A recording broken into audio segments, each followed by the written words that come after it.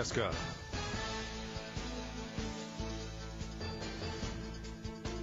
NCN Sports is presented by Medica. With a Medica health plan, you're not just covered, you're cared for. Liberty First Credit Union, banking with purpose. Find out more at libertyfirstcu.com. Teammates Mentoring. Join the team, be a mentor. Go to teammates.org today. And by Faith Health. High step. A blustery Friday afternoon, the setting for high school baseball. This is not a great day to be playing in the outfield, but it is a great day for high school sports on News Channel Nebraska. Alongside Hunter Seeler, I'm Eric McKay, live from Veterans Memorial Field in Norfolk as we get set for today's Nebraska Public Power District matchup between the Norfolk Panthers and the Discoverers of Columbus. NPPD always there when you need them. Hunter, these two teams saw each other opening day, a win for Columbus. Two very different teams since then. Norfolk's got their ace going on the mound today. Columbus, a first-time starter on the mound. Interesting pitching matchup, but honestly, the story today is going to be the weather. And it's that wind, completely the wind. Even just walking up to the press box, you had to try not to get blown over with all your stuff. The flags are going, the flagpole's bending with the wind. If you're in the outfield, if it looks like it's going straight at you, you want to move about 15 feet to your left, and then maybe you have a chance to catch the ball. This is a steady 15 to 20 mile an hour wind coming out of the north, gusting over 40 miles per hour today. That's basically right down the third base line at these teams. Any fly ball is going to be an adventure. Pitching is going to be adventure. You might recall 3 weeks ago here on NCN, a game at this field, Norfolk and Lincoln North Star. Similar situations, but the wind even that night, not as strong as what we're seeing today. I think an underrated aspect of it, we saw it in the North Star game. Pitching is tough because you got to keep your balance on the mound, and this is the kind of wind that can blow you off the mound. And this is, nobody likes to one play and win, but pitchers even more don't like this wind. Outfielders don't like the wind. But trying to stay balanced, especially when you go up on your one back foot, especially on a turf mound even, because you can't dig in like you can in a dirt or clay mound. You're standing right on top in your rubber cleats. You have more chance, especially getting blown over, and especially if you're small pitchers. Wyatt Clapp, the starter, not very big, no, but performed last time against Adams Central. So fun to watch. It's can you keep your balance and can you keep yourself in the game? Going to be interesting. We'll talk starting lineups, get you set for action coming up. You're watching high school baseball on News Channel Nebraska. So this yellow jacket, it basically symbolizes that it's showtime. The Yellow Jackets are a throwback to Monday Night Football. The 1970s, Keith Jackson, Howard Cosell. That was the big broadcast in the country. Now we're the big broadcast in Nebraska. When News Channel Nebraska is covering a game, we want you to know that we take it seriously. We want to dress sharp. We have pride in what we do. And we're going to wear those yellow jackets to show people that we're a little old school, but we're also the important broadcast for the night. Ashoff Construction of Osmond does it all when it comes to general contracting. From agricultural storage buildings to commercial office buildings, retail warehouses to concrete contracting. The AGI Sentinel buildings help safeguard crops and valuable assets, and Ashoff's professional builders handle the job from the design through the completion of the build. For a free estimate, contact Dylan Bryce, Scott Pullman, or Brandon Ruki. Call 402-748-3551 today. Visit AshoffConstruction.com for more information. It all starts at Big Red Motorsports in O'Neill, a side-by-side built to work with you on the farm or the ranch. A trusted partner when you're out hunting. And the adventurous speed to feel the thrill when it's time to play. Work hard, ride hard, play hard. Big Red Motorsports in O'Neill, powering your passion every step of the way.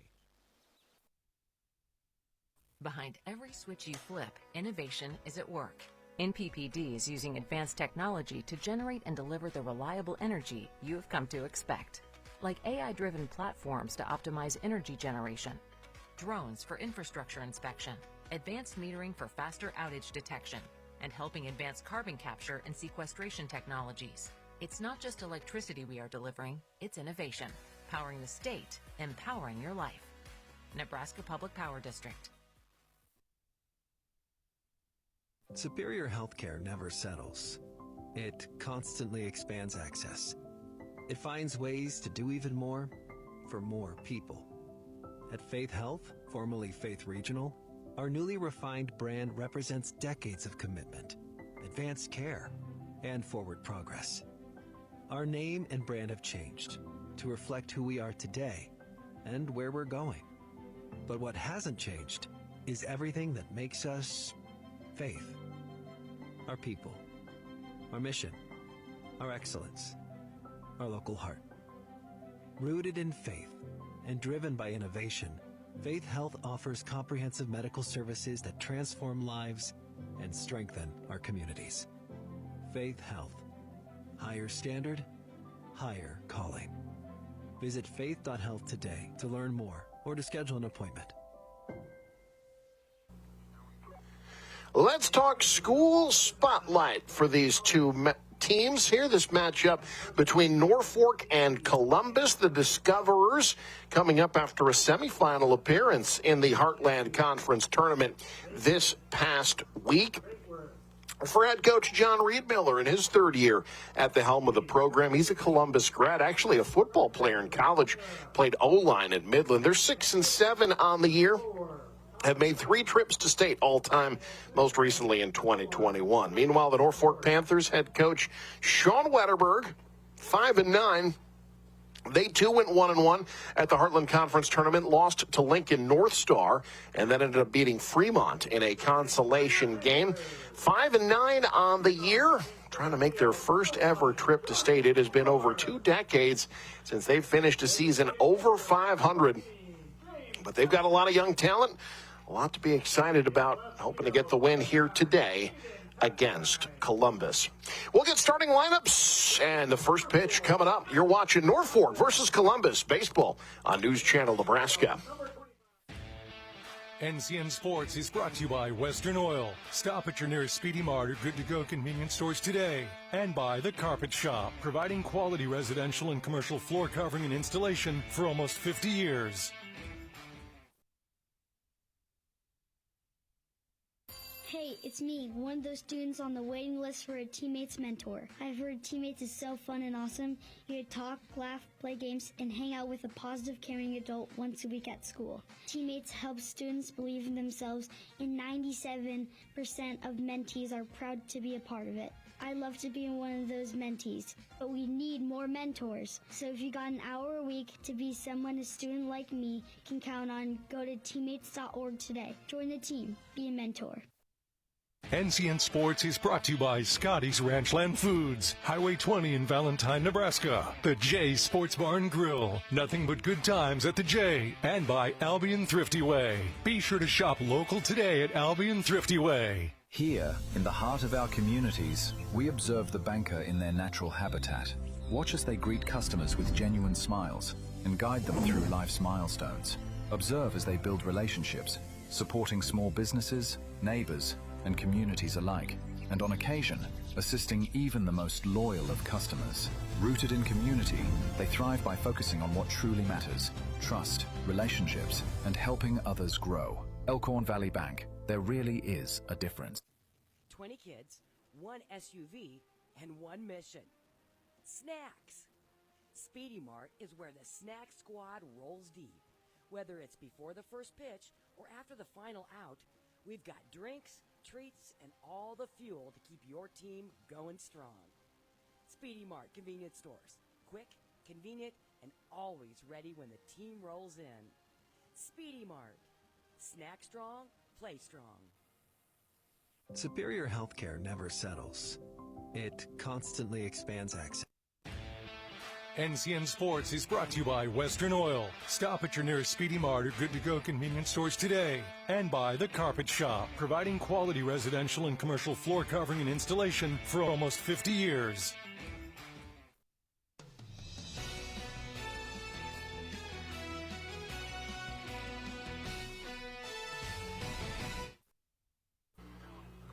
Back at Veterans Memorial Field in Norfolk on a cloudy, blustery, mid-April afternoon, getting set for action between the Norfolk Panthers and the Discoverers of Columbus. Alongside Hunter Seeler, I'm Eric McKay, and that is Wyatt Clapp, the fantastic freshman for Norfolk, on the mound.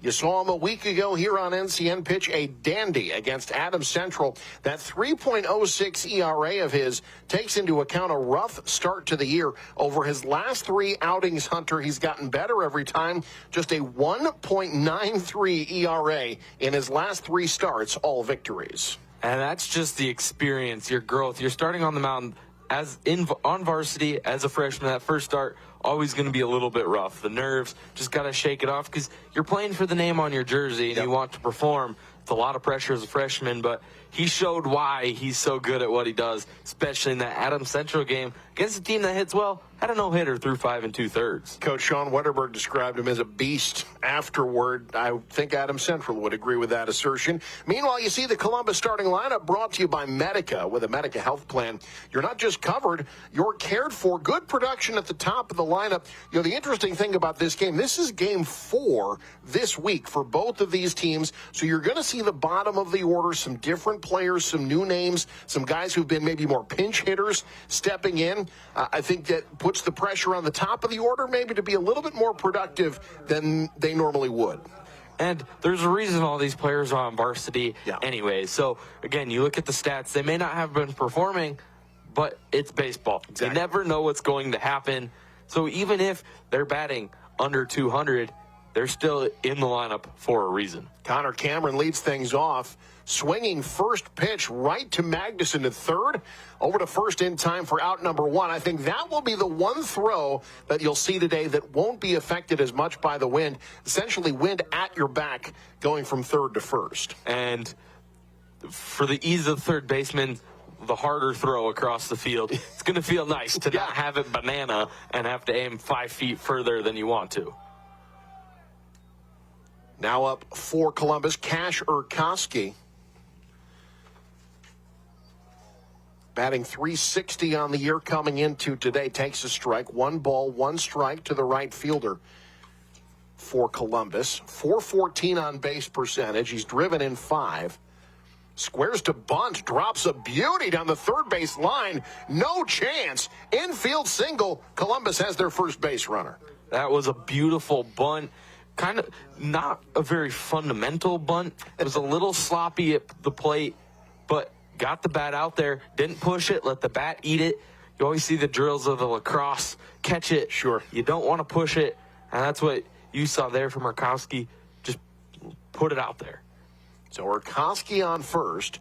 That brings up Connor Williams, who's starting at pitcher for Columbus today. He's a good hitter, though, .297 on the year. He's driven in 11. That's good for second on the team. 1 ball, no strike. Straight back into the parking lot. Foul ball, 1 ball, 1 strike to the opposing pitcher. Columbus in their road black pinstriped uniforms, sort of the Vanderbilt Commodore style uniforms, except with maroon instead of gold. Swung at 1 on the inside of the strike zone, fouled it back, 1-2. Let's just say that foul ball probably shouldn't have hit the net. Yeah, fly balls are going to be interesting to watch today. We were watching them in pregame, and a ball hit to center was basically ending up into right center. Pop-ups will travel 20, 25 feet easy. Went down to get that one. That's lined into center. Schnoor's got a beat on it, makes the play for out number 2. And quick outs so far. 2 quick outs. That's the one thing that Clapp's going to have to keep on doing. We didn't see it right away in the Adams Central game, but if Clapp's able to get quick outs and just do what he did at the very end of that game, you're going to see a long start and a quality start from him. That brings up Jack Hollis. Best all-around hitter for the Discoverers, .385 hitter this year. He squares to bunt, up and away, 1-0. On-base percentage, .455. He scored 14 runs this year, stolen 7 bases. He is a do-it-all type of hitter for the Discoverers. And no surprise, he's the center fielder. Makes a lot of sense, just based on how athletic you have to be to play center field. But you don't always see the most powerful hitters in center field either. So being able to work and just put the ball in play is what you like to see, especially out of that can be your leader in the outfield and in the box. 3 balls, no strikes to Hollis, 2 down. Urkowski on first after a bunt single. That one catches the edge for strike 1. Hollis taking the whole way. Cam Gustafson is on deck if Hollis reaches here. And both these teams like to score early, get on base early. That's lifted in the air to left. Papstein gets a beat on it, makes the play for out number 3. Columbus leaves 1. We head to the bottom of the first, no score. You're watching high school baseball on News Channel Nebraska. Superior healthcare never settles. It constantly expands access. It finds ways to do even more for more people. At Faith Health, formerly Faith Regional, our newly refined brand represents decades of commitment, advanced care, and forward progress. Our name and brand have changed to reflect who we are today and where we're going. But what hasn't changed is everything that makes us Faith. Our people, our mission, our excellence, our local heart. Rooted in faith and driven by innovation, Faith Health offers comprehensive medical services that transform lives and strengthen our communities. Faith Health. Higher standard, higher calling. Visit faith.health today to learn more or to schedule an appointment. Starting for Columbus today is not a new pitcher, but a new starter. Connor Williams making his first start today. He's made 5 appearances in relief for Columbus this season and has pitched very well. No earned runs. He's got 1 win and 1 loss. That loss came in a 2-1 loss to Kearney, a pitcher's duel. And Connor Williams getting the start for the first time this year for Coach John Riedmiller. And why not? He's been playing well out of the bullpen. See what he can do in extended innings. The one thing, it's a completely different mentality coming out of the bullpen than it is to start games. Because if you're coming out to start games, you know you have to go multiple innings. You want to make it go always halfway through the game. Can you make it through 4? He has not gone longer than 2 innings in any of his relief appearances this year, so that will be something to watch as we get into the latter stages of this game. Jordan Schnorr will lead things off for Norfolk. Schnorr, a .293 hitter, but .453 on base percentage. He has drawn 10 walks this season in 14 games. And the patience at the bat in the top of the lineup, able to get on, and that's why Norfolk's been able to score so many runs early. Swings first pitch here, though, and lines it right to Roush at shortstop for the first out. It was good swing, but a better play at short. Because all you have to do is if you can just get it over the head of any infielder, it's going to land today because it will just float. James Landman digs in. He's the designated hitter for Norfolk today. He's hitting for the second baseman. Swings, lines one into right, there to make the play. In right field is Urkowski. So 2 pitches, 2 outs for Norfolk. And Urkowski, the right fielders are the ones who are going to have the most adventure today. Had a pretty good beat on that one off the bat. And that one just helped. It was a line drive. Didn't quite get into the wind. It's an easy catch. Norfolk, though, being aggressive at the plate. But Williams also just putting the ball in the zone, letting his defense work. That's called a strike on the edge to Aiden Papstein, the senior. Papstein takes outside 1-1. Looked like a good spot, but sometimes you have those umps or you've got to earn it, and if your catcher doesn't catch it, it's not going to be called for a strike. Papstein, the left fielder, leads the team in RBI this year with 8. He's got a double and a triple this year. Nobody on for him here. This one high into center field. Wind playing with it a bit. In underneath it in front of his right fielder to make the play is Hollis for out number 3. Down in order go the Panthers. We've played one, no score. You're watching high school baseball on News Channel Nebraska. At TC Amish Home, we want to help you live better, longer, with a complete selection of health-focused power chairs from Ultra Comfort. Ultra Comfort features zero-gravity positioning, giving you that weightless feeling and increasing your circulation. Elevate your feet, release tension, reduce swelling, and maximize blood flow. They are fully programmable to your customized settings. With the softest, easy-to-clean fabrics, the entire family is able to enjoy the benefits of your new Ultra Comfort power chair. Live better, longer with Ultra Comfort at TC Amish Home in Norfolk. So this yellow jacket, it basically symbolizes that it's showtime. The Yellow Jackets are a throwback to Monday Night Football. The 1970s, Keith Jackson, Howard Cosell. That was the big broadcast in the country. Now we're the big broadcast in Nebraska. When News Channel Nebraska is covering a game, we want you to know that we take it seriously. We want to dress sharp. We have pride in what we do. And we're going to wear those yellow jackets to show people. Now we're a little old school, but we're also the important broadcast of the night.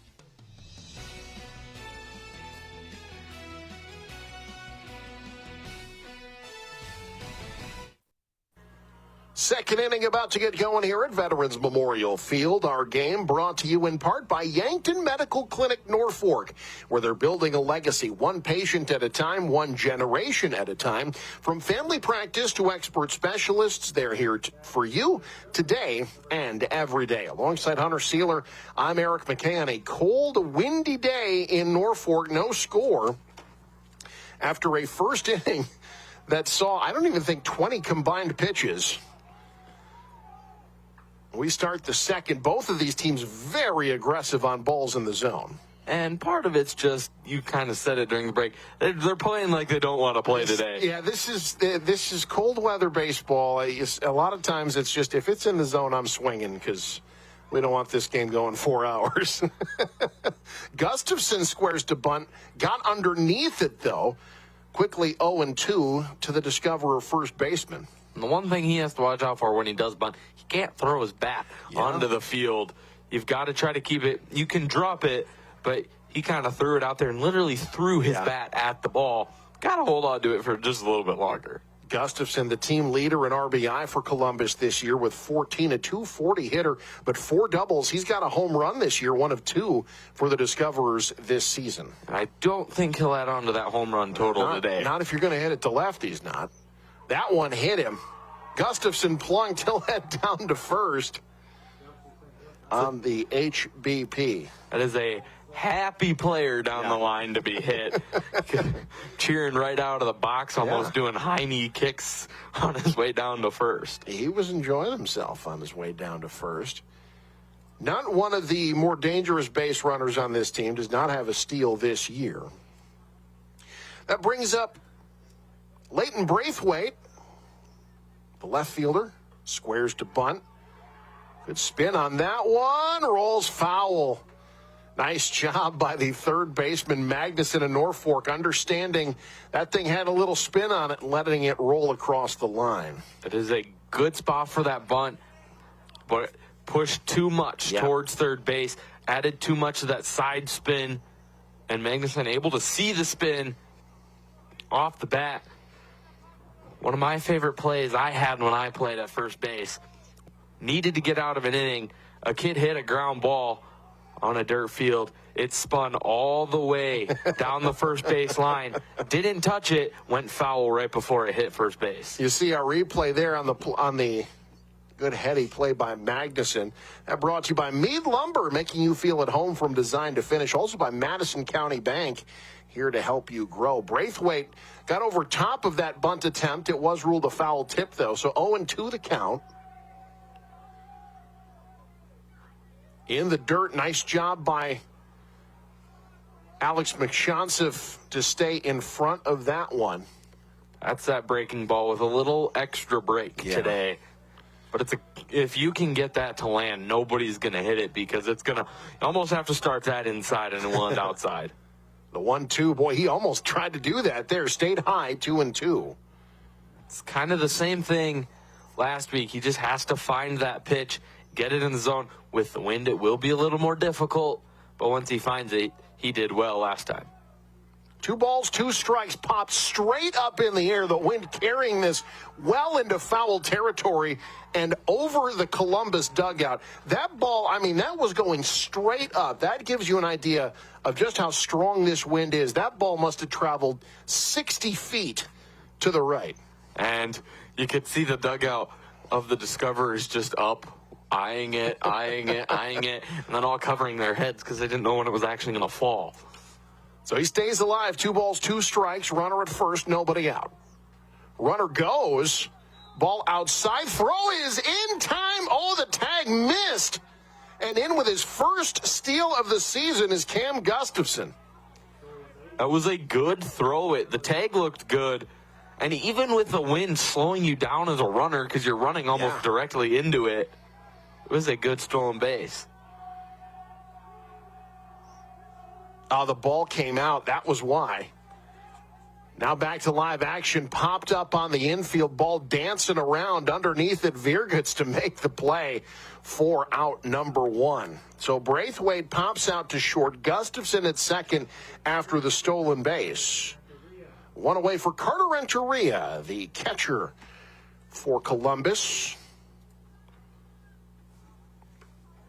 162 hitters, got a double to his credit. He's driven in 4. He's got an opportunity to add to that here with 1 away in the top of the second. Right to Magnuson at third. Throw to first in time for out number 2. That's Carter Walna for the sophomore at first base. One of those players who's been more a sub for the most part this year, getting a start at first base today for the Panthers. And again, the amount of games you play in a week, 4 games, you've got to give some people rest, especially on a day like today. Injury a little more prone, so you just got to make sure you're moving people around, getting them keeping them warm. But then you have that opportunity to pinch hit and things if needed. So it's up to Colin Roush, the shortstop, took inside on the first pitch. That one bends across the plate. 1 ball, 1 strike. I'll tell you, if he starts locating that breaking ball, this is going to be tough for Columbus. And anytime you can have a breaking ball, especially with the wind in your favor, helping it break even more, you're going to see a lot more swings and misses on that breaking ball. Off the end of the bat, 1 ball, 2 strikes for Roush. Gustafson at first. He was hit by a pitch, stole second. Columbus down to their final strike in the second inning. These teams have already played once this year, a first game of the season. A 6-2 win for Columbus. Right back up the middle, a base hit. Gustafson around third. He will score. A 2-out single puts Columbus on the board. That's just good hitting right there. Went right back up the middle. Found some room and gets that first runner across. And this is the inning where the Discoverers like to score. But it's between these two teams, who can keep on scoring the entirety of the game. So he turned around on it, got it right back up the middle. So Columbus on the board first. Slow roller to first. Flipped to the bag in time for out number 3. But Columbus plates the first run of the game. We head to the bottom of the second. 1-0 Discoverers. You're watching high school baseball on News Channel Nebraska. NCN Sports is brought to you by Scotty's Ranchland Foods, Highway 20 in Valentine, Nebraska. The J Sports Bar and Grill, nothing but good times at the J, and by Albion Thrifty Way. Be sure to shop local today at Albion Thrifty Way. When quality matters, it starts at Scotty's Ranchland Foods in Valentine.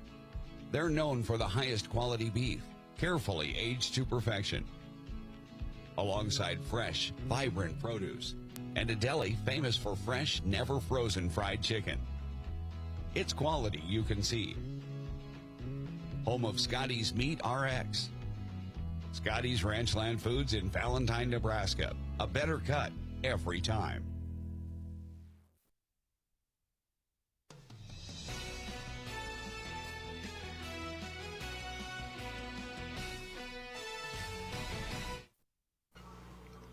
1-0 Columbus with the lead as we hit the home half of the second. Alongside Hunter Sealer, I'm Eric McKay here on News Channel Nebraska. So glad you could join us here at Veterans Memorial Field. Connor Williams only threw 5 pitches for Columbus in the first inning. Efficient work. Now he faces 4, 5, and 6 in the Norfolk batting order. Alex Mishantsif, Braden Kuzier, and then the pitcher, Wyatt Clapp. And if you can just keep going in the zone, if you are Williams, you're going to give up hits, but you're also going to just let the ball be put in play and let your defense work, keeping that defense awake and in the game.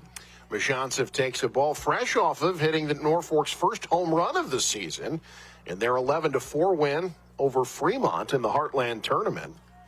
Takes low, 2-0. That's the one thing. Now you saw it first inning, the Panthers ready to swing. Now a little bit more patient, waiting for that ball in the zone. Got one in the zone, fouled it off, first base side and out of play. Mishantsif has led the team in extra base hits this year.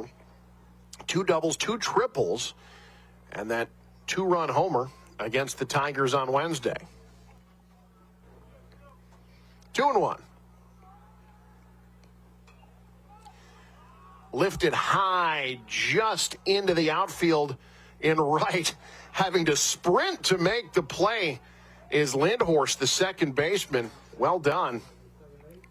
Let's just say that ball was going straight to center field in the air, ended up being caught on the right side of the field in the dirt.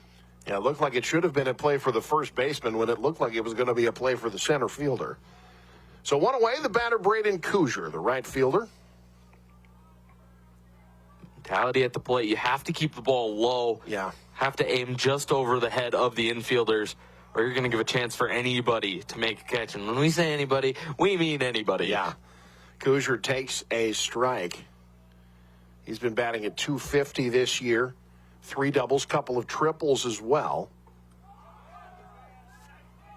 That one misses just low, 1-1. It was a good breaking ball by Williams to put it in there. Just started it too far inside till they get across the plate.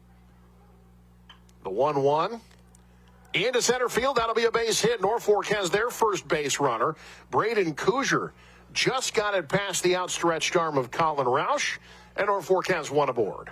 That's just a good piece of hitting. Again, able to keep it low, a little bit on top of the ball, but was able to get the timing and get on base and bring up Wyatt Clapp, who just help yourself in the box. Kuzier 5 for 5 on stolen base attempts this year. So he will no doubt get some attention from Connor Williams. Although, again, you're running directly into what's about a 25, 30-mile-an-hour wind right now. Wyatt Clapp at the plate, takes up high, 1-0. And if you're going to steal a base, you don't just have to wait for your timing of the pitcher and watching that. You have to find the right time in the stoppage of the wind a little bit. Find that slower gust, because right now I would say not run, because you'll run about half as fast. Low and away, 2-0 to Clapp, the opposing pitcher. .250 hitter on the year, has a double. Helped his own cause with an RBI in the win against Adams Central last Friday. Got out in front of that one. High chopper. No play at second, but Clapp is out. Gets a runner in scoring position with 2 away. It's a good play by the shortstop in Roush to just get to the ball. Very high, slow chopper and a strong throw across the field. Brings up Walno for the sophomore. Just his 8th plate appearance this year. He's taken advantage of his previous ones, though. 3 hits in his first 7 at-bats. He's driven in a run. Takes up and in, 1-0. This is where you don't see, if you don't see plate a lot, you still have a little bit of nerves that you have to shake off throughout the season. As you saw the strong throw and good play by Roush. But a little bit of nerves you still have to break off, and all those hits only help you shake off the rust a little bit, because you don't see live pitching all the time. Out in front of that breaking ball, just got a piece of it, 1-1. 2 outs, Kuzier on second. Norfolk trying to answer the Columbus run. The top half of the inning with one of their own. Columbus's run came with 2 outs. That's up and away, 2-1 to the sophomore.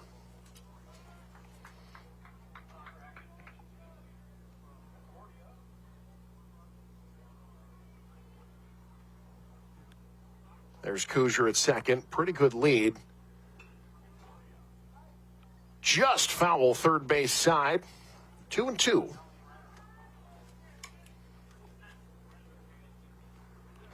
Two and two. Waldnoffer just has to battle his way through. Yep. You've only had 8 plate appearances, so you don't get a lot of time to work off live pitching and battling with those 2 strikes. But it's just, you have to have a strong mentality. And again, you're in the lineup for a reason. Low and away, good eye. Did not bite on that ball out of the zone. Full count, first one of the game that we have seen.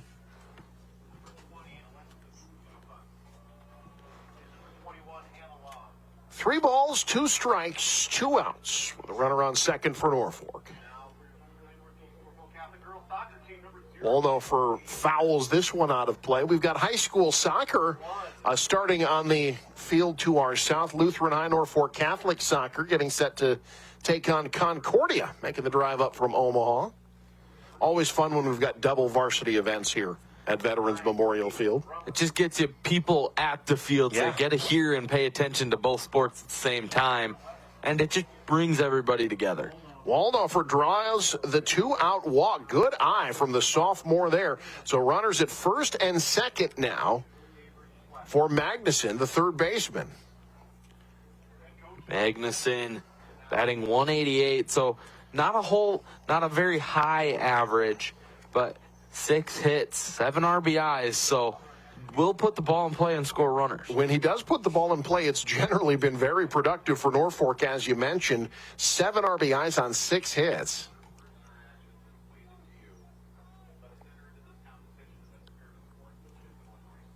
Takes one out of the zone, 1-0.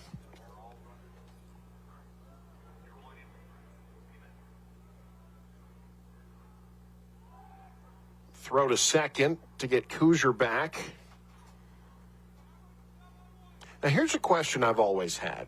You know, we count, you know, you got to make sure pitch counts are. Do those count toward pitch count? No. Which is strange because you're going through your throwing motion, right? You're going through your throwing motion, but usually your pickoffs, you don't move as fast. Your Fair body's enough. not getting Yeah. used like you would. Because when you go to home, you're using a lot more all of your body. When a pickoff, you're kind of lobbing throws usually, unless you get a full-blown, I am picking this guy off. But even I've had things when I pick people off, I move about half as fast. Here's a base hit into right field. Rounding third, throw to home. No, they will keep him at third. That was a nice play by the right fielder, Urkowski. Fielded it on a hop. No chance for Kuzier to score. Remember that play if Norfolk can't play to run here. It's a 2-out single that loads the bases. It was a good hit, but an even better play to, get it in fast to keep Kuzier, who wanted to go home at third base. He had to almost completely stop himself. He had to completely stop himself. Yeah. Now you're bottom of the order with bases loaded and 2 outs. It's Landon Virgits, the senior, swinging first pitch. Picked up at second over to first in time for out number 3. Norfolk leaves them loaded. We've played 2. It's 1-0 Columbus. You're watching News Channel Nebraska.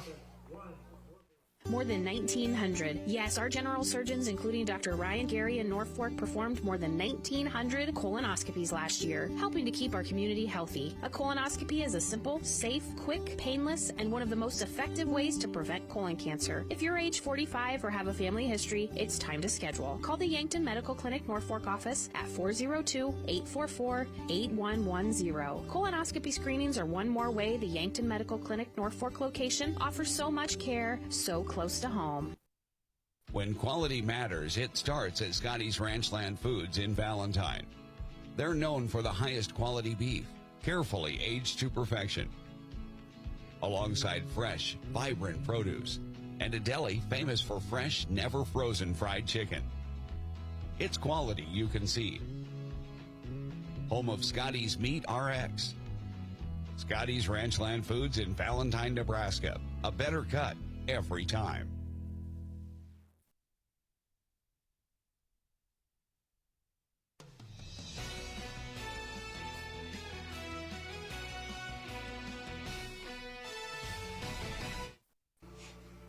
1-0 Columbus with the lead as we start the third quarter on our scoreboard. Brought to you by Faith Health. High standard, higher calling.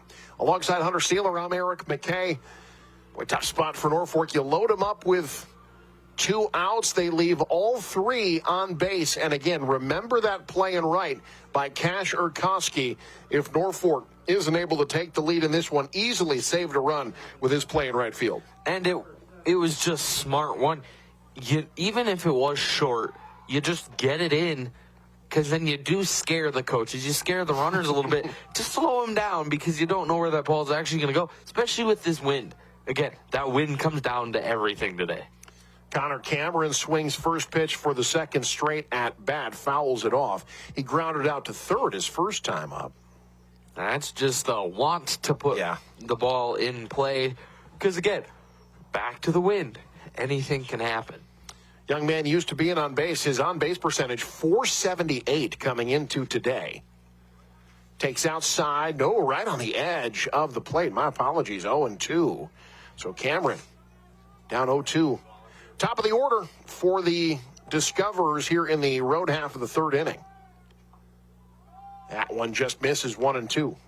And the difference there is you have your breaking slider that crosses, and then that straight fastball. Good mix of pitches, though. A good spot to put that fastball. 1-2 fouled straight back out of play. Cameron stays alive. Cameron, 13 runs scored this year, 8 walks, .368 average. He is a good, dangerous hitter. 1-2 inside. Works the count back even. But that's a good spot from Clapp. You've been outside most of this AB, work it inside, and now this is where you go with that slider on the outside. Kind of off the end of the bat. It's going to be a tough play from second. Not in time. Ball was rolling away from West. He was able to field it cleanly, but the throw not in time. And the leadoff batter is aboard for Columbus. That's just a difficult play if you're at second base. If you're West, you've got such a distance to run. Your first baseman's not there right away. So you've got to make just a quick throw against a quick runner. That brings up Urkowski. He singled his last time up.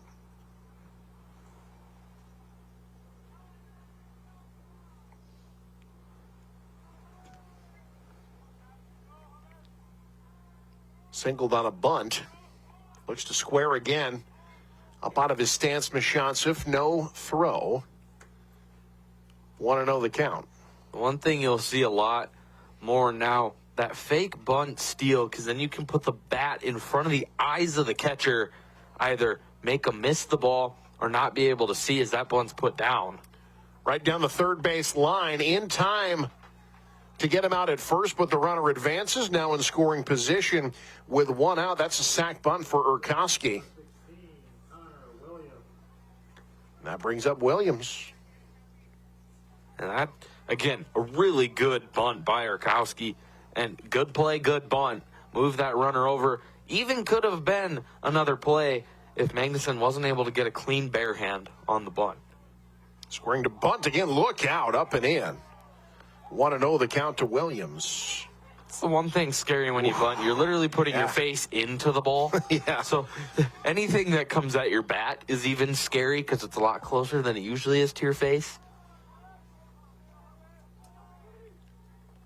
1-0. That one catches the edge. Very nice breaking ball there to Williams. 1-1. That's why you see a lot of pitchers, when they know somebody's going to bunt, they just throw a hard fastball because it's scary to put your hands out there, your face out there, your body out there, and try to hit that. That's lifted into the gap in center field and down for a base hit. Holding at third is Cameron, but Connor Williams into second safely. So runners at second and third now with 1 out. And that's good hit and good awareness by Williams on that throw to go to second, because 1, nobody was really there. 2, you knew if they threw it to you, you were going to score a run or have a close play at home. But now you've got 2 runners in scoring position and only 1 out. And a chance for Jack Hollis here. Swings first pitch, lifted in the air to right. That is over the head of the right fielder. That'll get 2 in easily. Hollis rounding second.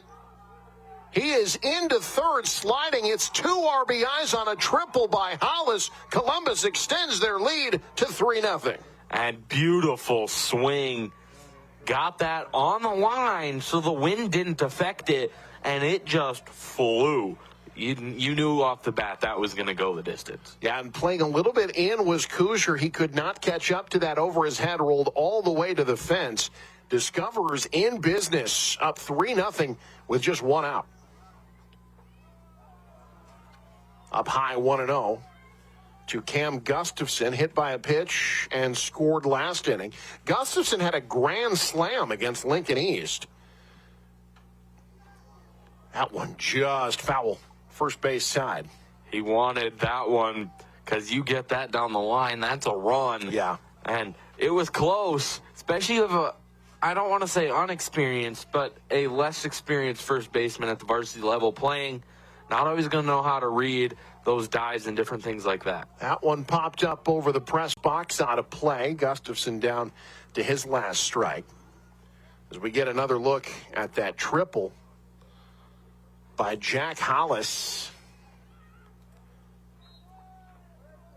Got 2 runs in. Hollis, that's his 4th triple this season. And you don't usually see triples like that.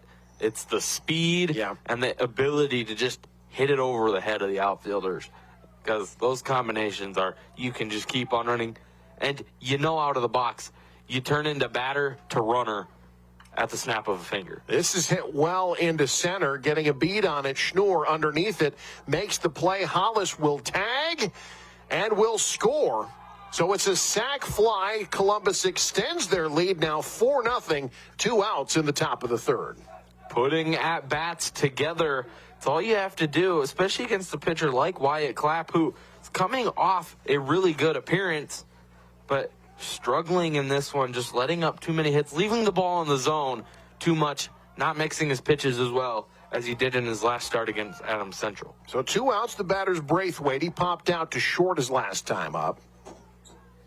That was in the last inning. Caught the edge, 1-1. Got to keep able to do hitting those corners, just kind of losing control after throwing that slider, going back and forth, hitting the corner, but then going too far inside. 2 balls, 1 strike to Braithwaite. To Gustafson at third. Over to first for out number 3, but Columbus plays 3 more. Discoverers on top 4-0. Bottom 3rd coming up. You're watching News Channel Nebraska. This is Christina Wemhoff from Madison County Bank, member FDIC, equal housing lender. We know not everyone's home loan needs are the same, and that is why our lenders have both the practical experience and product knowledge to ensure your solution is a perfect match for your needs. So we invite you to come into your local Madison County Bank branch and talk to us about your dream home today. Madison County Bank, here to help you grow.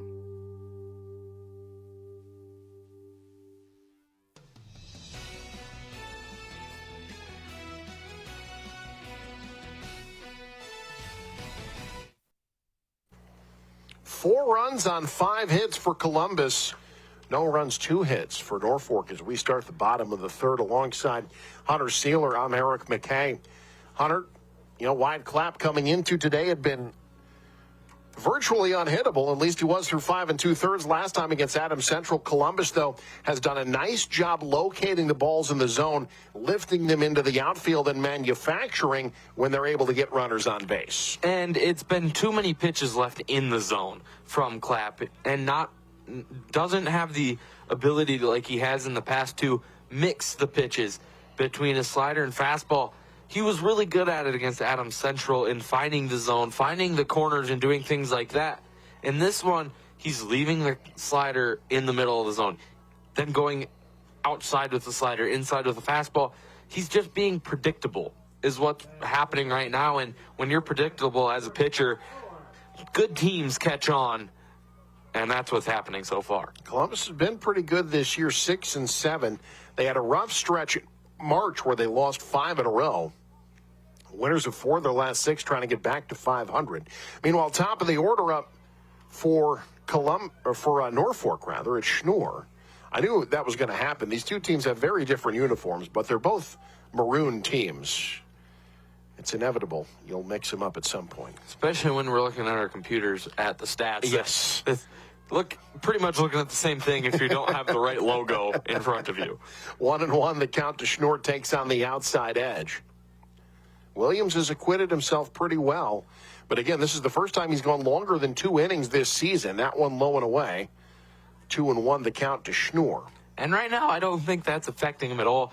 First inning through 5 pitches. Yeah. Second inning had a little bit more, got out of a jam with bases loaded. But again, it was meant to be. If you're able to come out of the bullpen, and even 2 innings out of the bullpen, that can translate to 3, 4, 5 when you are starting clean innings and you are just coming out yourself. You change your mentality to, I'm going to play half this game today. This one, a little blooper in left field. That's going to get down for a base hit. Schnoor, the leadoff man, aboard for Norfolk.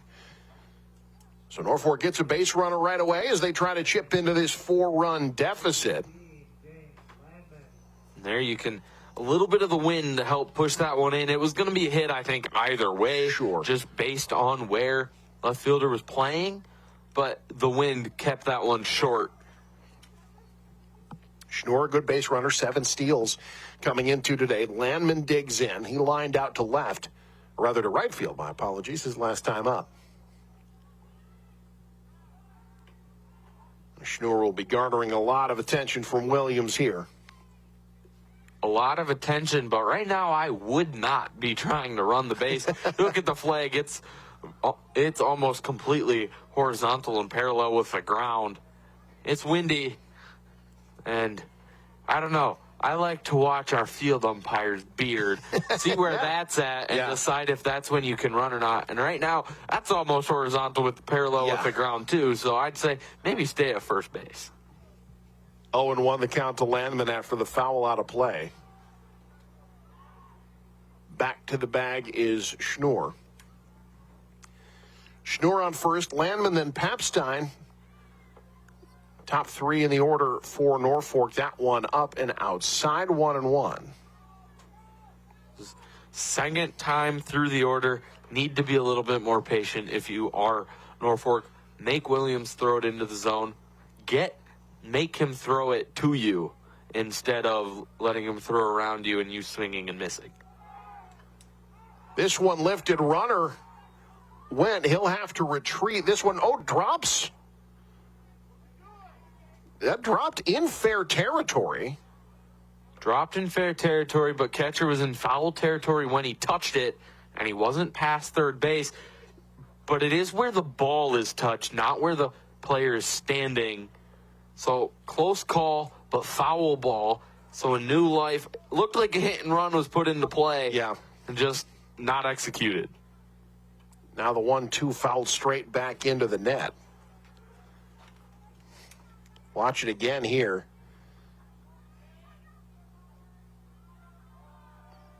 Now they call that foul. It looks, from the angle we have, does look like it should be a foul. That one gets away from the catcher. Schnoor was running anyway. He's into second easily. So a runner in scoring position now with no out for Norfolk and 2 balls, 2 strikes to Landman. A very easy stolen base with the ball going at the dirt or turf anyways. Schnoor's 8th stolen base this season. 2-2. Fouled again. Landman spoiling a lot of pitches. There you see Jordan Schnoor, the junior.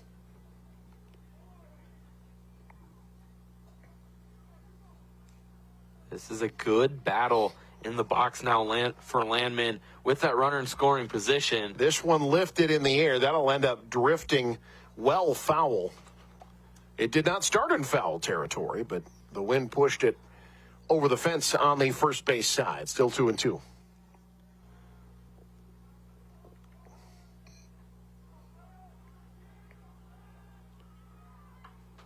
That's lined into right field, a base hit.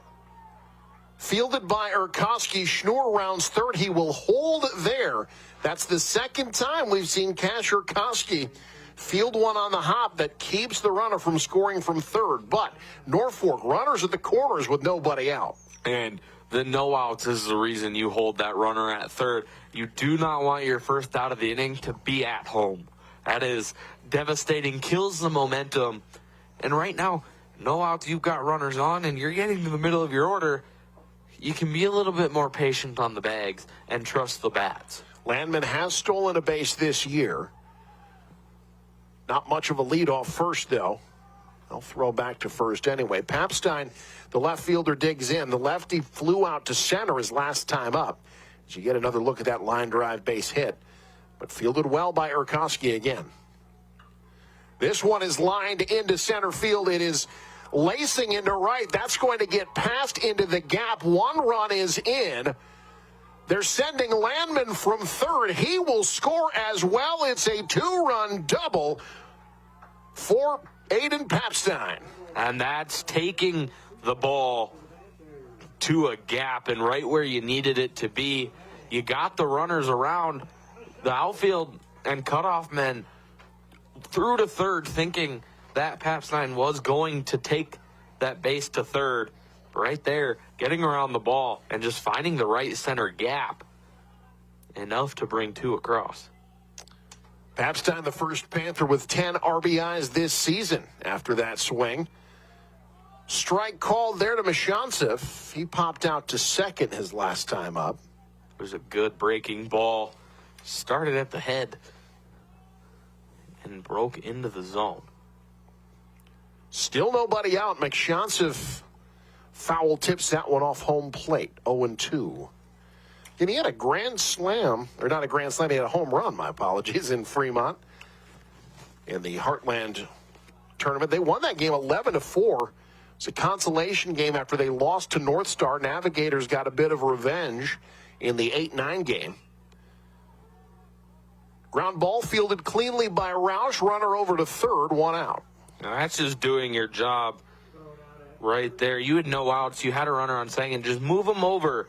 And that ground ball slow enough for Papstein to be able to get in front of it and ahead of the ball. Because usually if that ball's hit to the right side and you're on second, you usually don't run.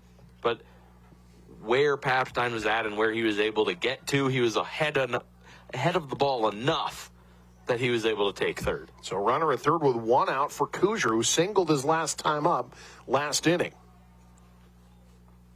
Breaking ball drops in the zone nicely, 0-1.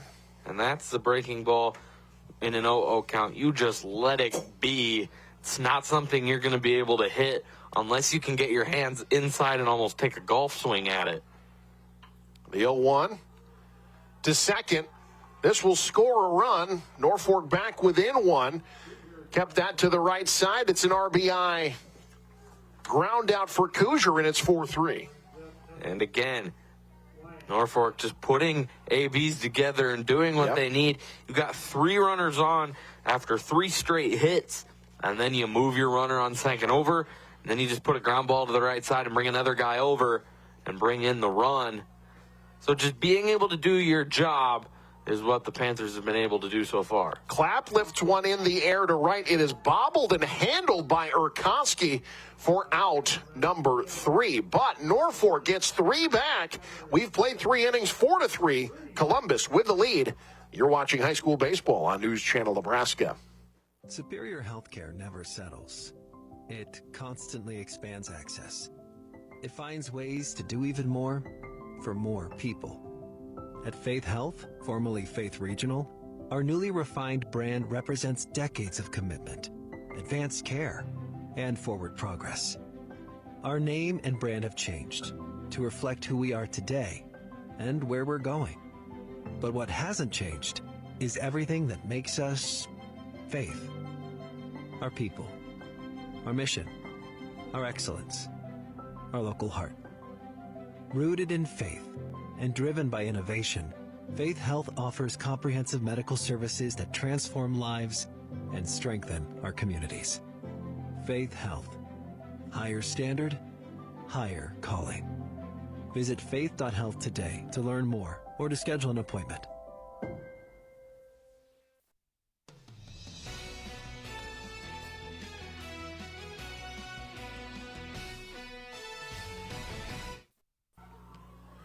We've played 3 fun one going here at Veterans Memorial Field. 4-3 Columbus with the lead. Alongside Hunter Sealer, I'm Eric McKay. What a bounce back inning for Norfolk after they left the bases loaded in the second inning, able to score 3 runs on 3 hits and leave no one on base. The kind of bounce back inning they needed. But now they need Wyatt Clapp to bounce back on the mound. Columbus has read him pretty well over the last couple of innings. And if you're Clapp, all you have to do is be a little less predictable. Yes, you only have a 2-pitch mix from what I've truly seen. You've got that slider and fastball. But if you're able to mix it up a little bit more, start some more ABs with that slider as he does there, but you have to get it in the zone. 1-0 the count to Carter Renteria. It will be 7-8-9 in the Columbus batting order. Renteria followed by Colin Roush and Brady Lindhorst. This is the part of the order when Clapp can get back in the game. That one into left field, though, for a base hit. Renteria, the catcher, on board. Columbus gets the leadoff man on for the third straight inning. And that's what they've been doing so well is you're getting leadoff guys on. They're coming around to score. So you've got 2 of your 4 runs have been leadoff hitters. Be a courtesy runner for Renteria. It's Bryson Reeder over at first base. You can pretty much count on that every time the catcher gets on base. Especially in high school baseball. Yeah. You don't see it as you go further up because you don't really get courtesy runners. They turn into pinch runners. That's absolutely right. So high school level is one of the last times your catcher gets to take the break. Roush steps up, fouls a bunt off. He had an RBI single his last time up. Drove in the first run of the game. Columbus liking the bunt here so far through the first 3 in the start of this 4th. And they've all been pretty good bunts, too, so something that they practice. This one into left field. That's a base hit. Reeder to third. He will hold there, but it's a no-out double. Roush 2 for 2 today. And that's the hit and run perfection right there, able to put the ball in play. Usually you don't want to go to the left side on a hit and run, but it was a good spot for that to go. You had a lot down that left field line, so you moved your runner first to third, had a chance to score, but a good read in left field by Papstein to get it in. Now it's Brady Lindhorst. He grounded out to first his last time up.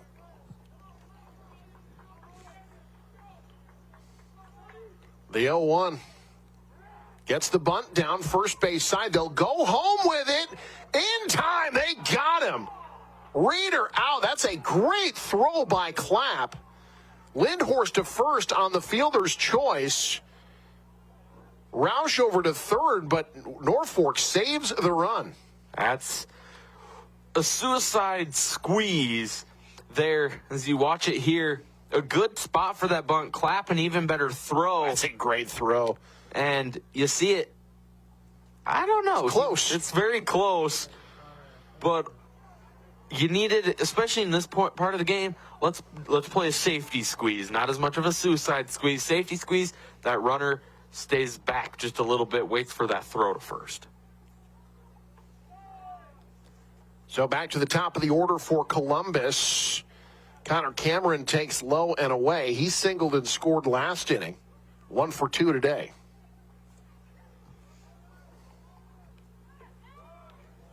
Inside 2-1, or 2-0 rather, the count to the leadoff third baseman. Something you don't see a lot as a third baseman in that leadoff. That leadoff spot, you don't usually see a third baseman just because of the position and when they play. Usually that's not the bat you want there. Generally one of your mashers playing third base historically. High school, obviously, very different. You put your athletes where you can. But, yeah, as it was coming out of my mouth, I realized leadoff third baseman is not the kind of thing you hear very often.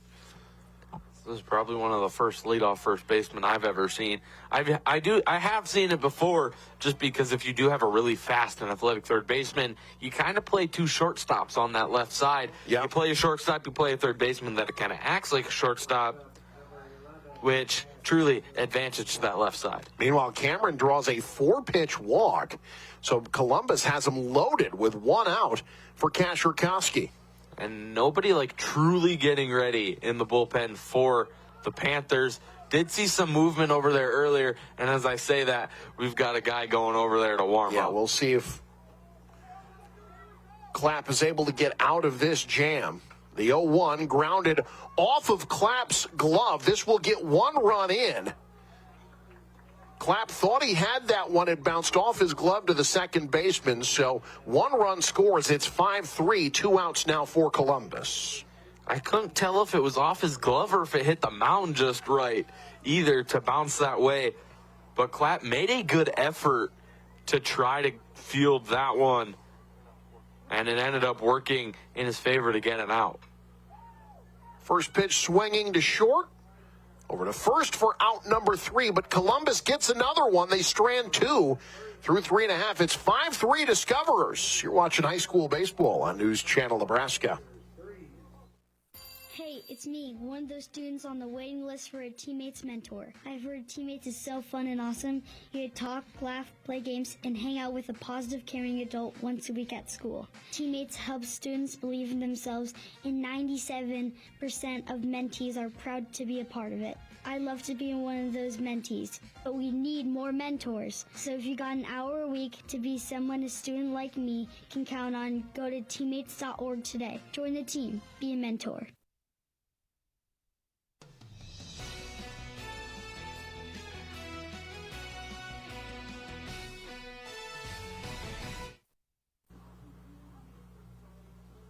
Bottom 4 here as we take a look at that play. It went just kind of off of Clapp's glove.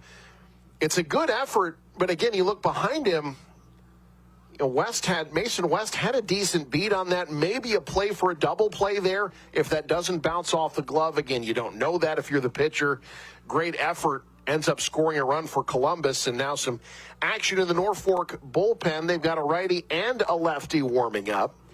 Columbus staying with their starter as we get to the bottom of the 4th inning. 5-3, Columbus with the lead. And Columbus has just been putting the ball in play. Yeah. 7 hits already through 4 innings, averaging just under 2 hits an inning.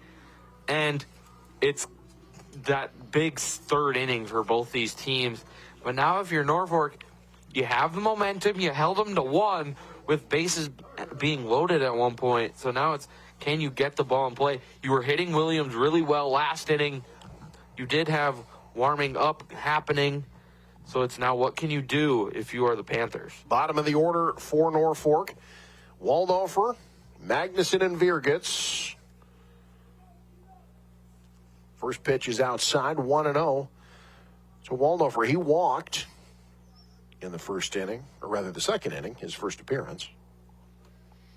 Ended up stranded at second. He was one of those 3 who had loaded the bases in the second inning. Slow roller to short, lasered to first in time for the first out. Good play by Roush.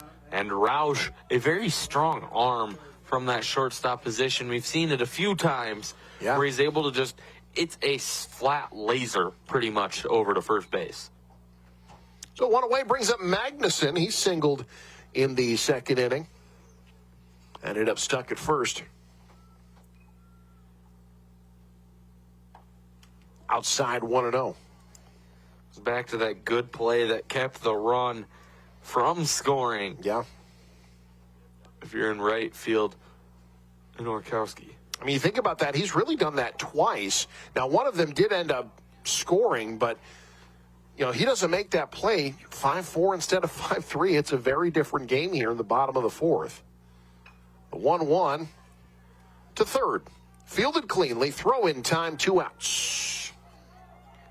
One thing that Williams has been very good at doing is keeping the ball in the air but low or on the ground. He's not let it, yes, he's let up 5 hits, but they've either been line drives that are just solid contact, but otherwise the outs have been easy outs for his defense. He's only given up one walk. Outside to Virgits, 1-0. Virgits grounded out to second his last time up. We have not seen a strikeout yet today. And that just shows the aggressiveness of these batters for both teams. They're just wanting to put the ball in play, and when they have a pitch there, that's what they've been doing with it. Virgits takes a cut at that one, faces an 0-2 count. Norfolk down to their final strike in the fourth. Virgits stays alive. It was good job by Virgits to able to get his bat out there to make contact with that breaking ball and just foul it back to keep himself alive and the Panthers alive in the fourth inning. Holds off the breaking ball. 2 balls, 2 strikes, or rather 1 ball, 2 strikes. One thing Williams I've been impressed with, especially as first-time starter here, be able to mix his pitches really well. That time he gets him to line out to third. Great play by Cameron. Ends the fourth. Norfolk down in order, 5-3. Columbus with the lead. You're watching high school baseball on News Channel Nebraska. Superior healthcare never settles. It constantly expands access. It finds ways to do even more for more people. At Faith Health, formerly Faith Regional, our newly refined brand represents decades of commitment, advanced care, and forward progress. Our name and brand have changed to reflect who we are today and where we're going. But what hasn't changed is everything that makes us Faith. Our people, our mission, our excellence, our local heart. Rooted in faith and driven by innovation, Faith Health offers comprehensive medical services that transform lives and strengthen our communities. Faith Health. Higher standard, higher calling. Visit faith.health today to learn more or to schedule an appointment.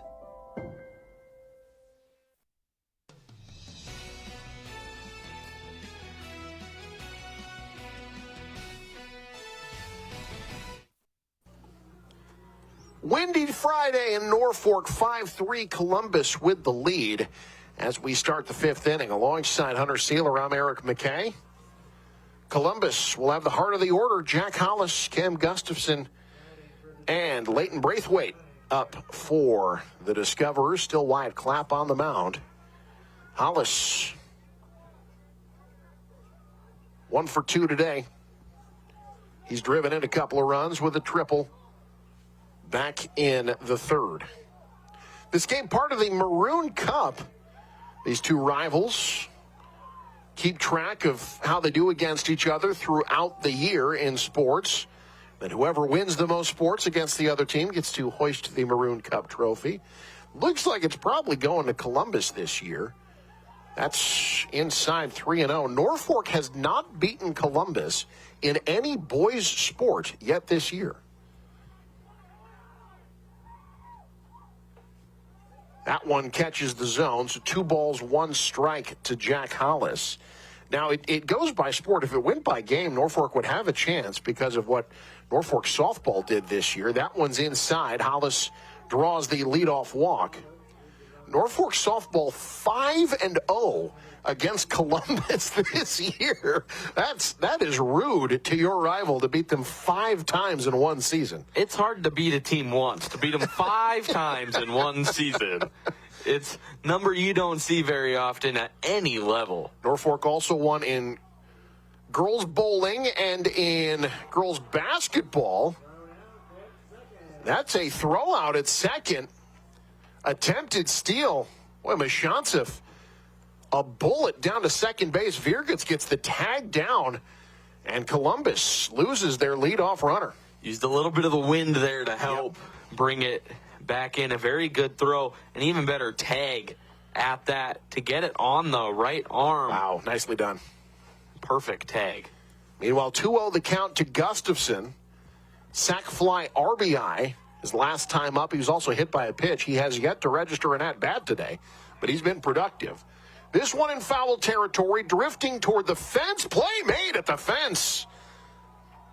by Waldhofer. Well done. 2 outs for Columbus. Waldhofer able to read the wind and the ball, but also get to the fence and know where the fence was at, sticks his glove over it, and makes the good catch.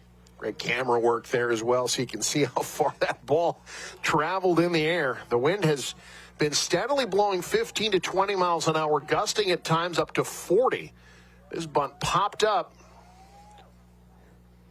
Braithwaite with 2 outs. He's 0 for 2 today. Pop-up might just be an understatement there. That one almost went over the backstop. You ever seen a bunt fouled over the backstop? I don't think I've ever seen that, but that one really close. So bunt pop-up, just a little bit of an understatement. The 0-1 to Braithwaite. He squares up again, fouls it off home plate this time. A little late on both, 0-2. Just like that, Columbus down to their final strike after drawing a leadoff walk. But Hollis caught stealing, which does not happen to him very often. A very good base runner. The 0-2.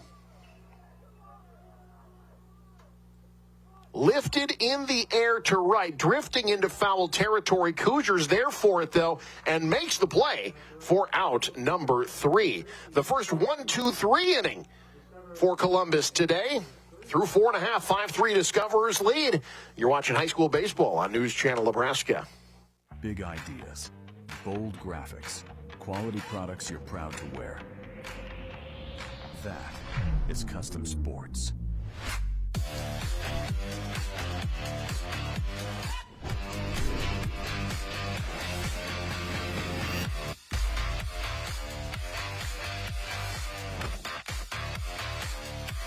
Custom Sports, custom graphics, quality products, and timely service you can count on.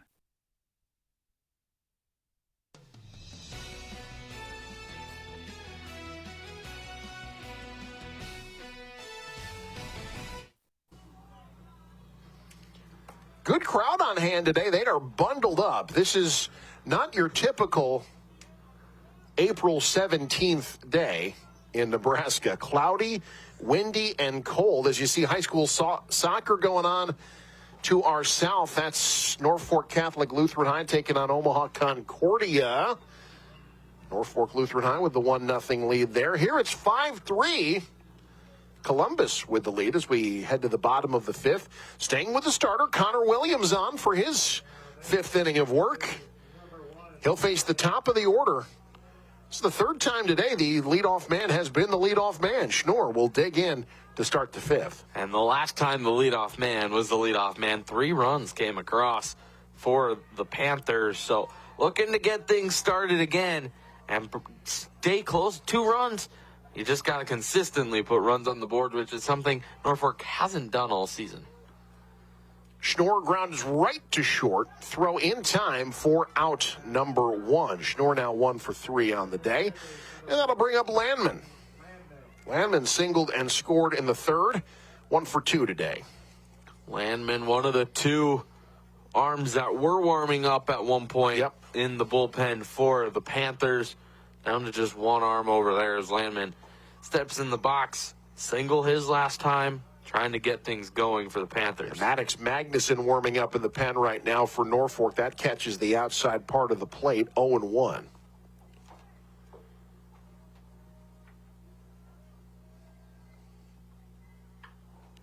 That's into right field, base hit. Landman on first for the 2nd time today. 2 for 3 afternoon. Norfolk's got 1 runner on with 1 out. Was hit to the same spot in 2 straight ABs. Now you've got Papstein who had a double in the right center gap his last time up, trying to keep things going and bring the Panthers closer. Papstein drove in 2 with a double his last time up. He's 1 for 2 today. Swung at 1 on the inside part of the plate, fouls it off, 0-1. Just a quick check. Winds now gusting 43 miles per hour out of the north-northwest.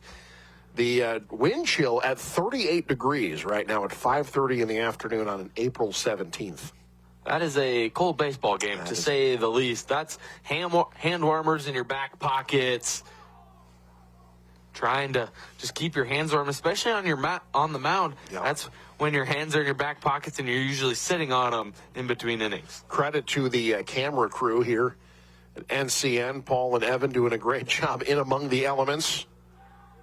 Throw to first, back in time. 0-2 the count to Papstein. Mashonsif on deck.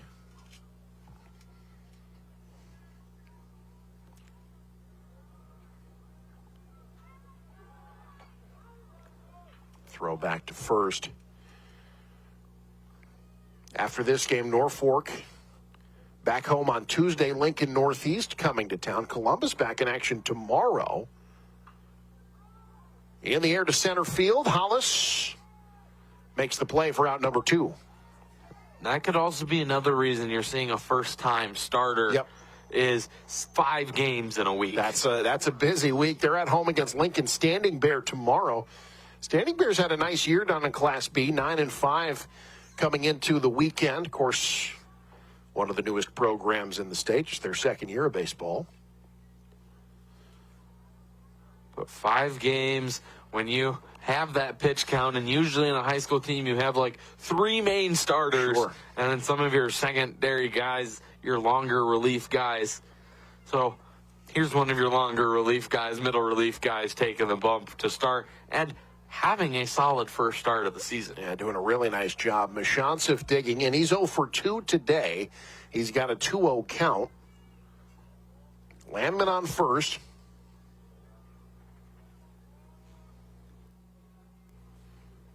Correction, 1 ball, no strikes.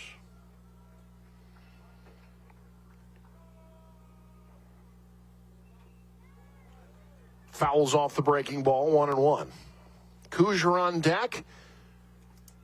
All 3 of Norfolk's runs have come in the 3rd inning. That's kind of been a theme for them this year. Runs in fits and starts, mostly starts. They'll score a lot of runs in 1 inning and then kind of go cold the rest of the game. In fact, their win over Fremont was probably the most consistent they've been, an 11-4 win, but 7 of those runs came over the final 2 innings.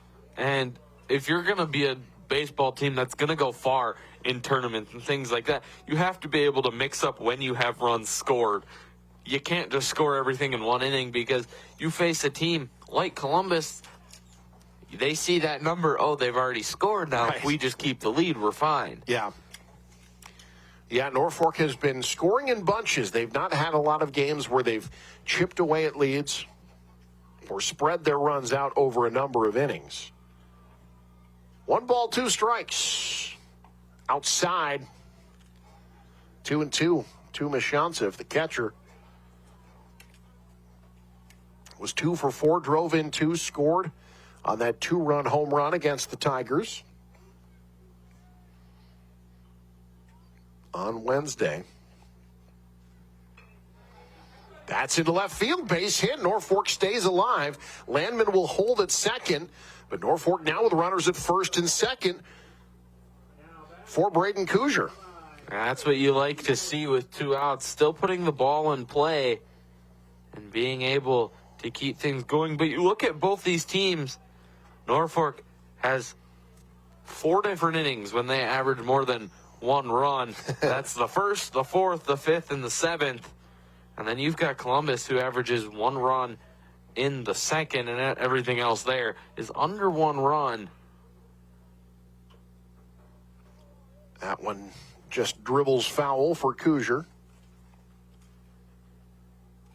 Each team averages just under 5 runs a game. So about where they're usually at during the season.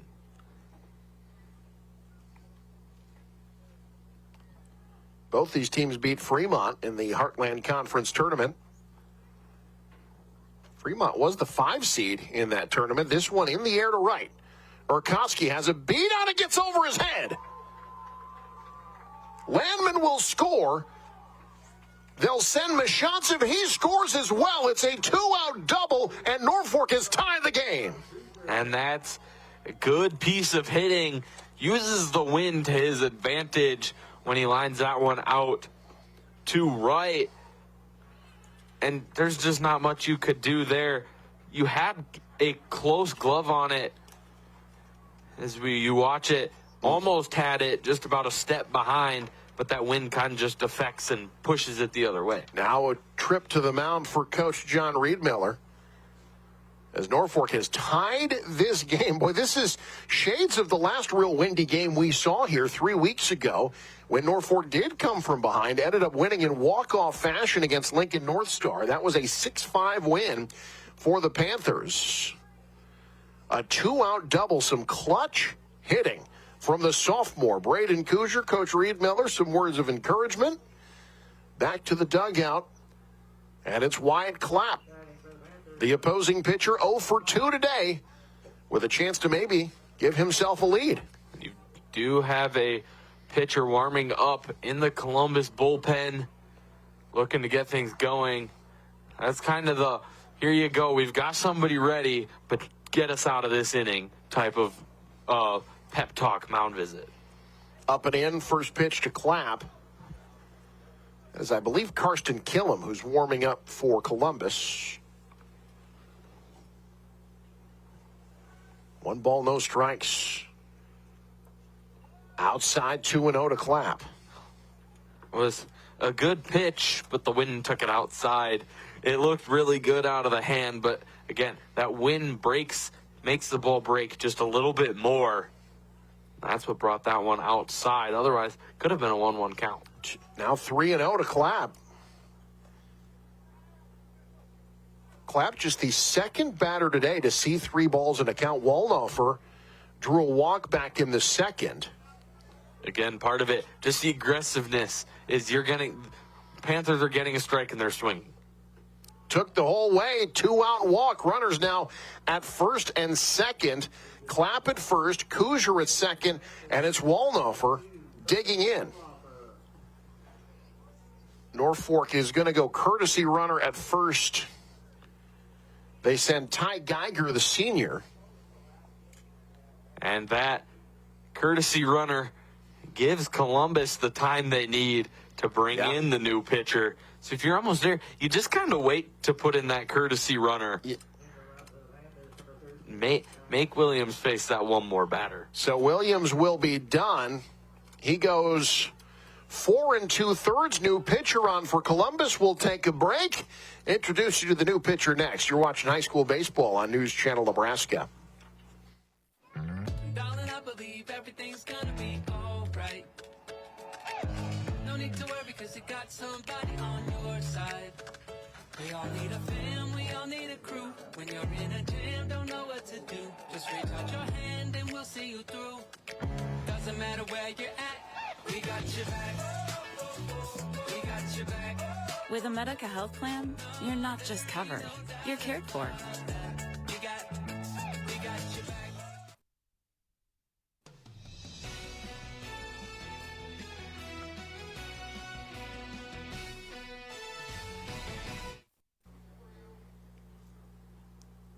New pitcher for Columbus is Karsten Killam, who is making his debut on the mound this season for Columbus. He has not registered an appearance for the Discoverers yet this year. It sounds a lot like the 4th game in a week kind of thing. Killam. He's had one other appearance. My apologies. Maybe. You are correct. He has not made an appearance at the plate, but there you go. This is actually his 5th appearance. So Karsten Killam, a PO in the sense of that, comes in out of the bullpen, a pitcher only, looking to bring down that ERA out of the bullpen. Someone, again, not as often that you may see him just because, but again, you're in game 4, you have game 5 in a week tomorrow. You're going to see a lot more pitchers, and even in the sense of if you run out of them, you may see some position players get on the bump. He came onto the bullpen in their loss in the last game to Lincoln East. But he's made 5 appearances this season. Gave up 5 runs, none of them earned. Columbus really struggled with errors. They were hanging with the number 1 team in the state. But 4 errors led to 5 unearned runs for Columbus, all of them with Killam on the mound. And that just kills your mentality and momentum on the mound. Because you know you were pitching so well, and then your defense behind you doesn't help out with that. It just kind of affects you more than you want it to, and then it all just kind of starts to build up. First pitch to Wallnofer is low, 1-0. Wallnofer officially 0-1. He did walk back in the second, grounded out to short his last time up. Runners at first and second, 2 outs, bottom 5, tie game. Outside runners will hold as that one dribbles away from the catcher. 2 balls, no strikes for the sophomore. That's just the one where your lead runner in Kuzer didn't see where that ball was going, because if you have that anywhere else, you're going to go, just because it did get far enough away from the catcher. Check swing, held off, 3-0 the count.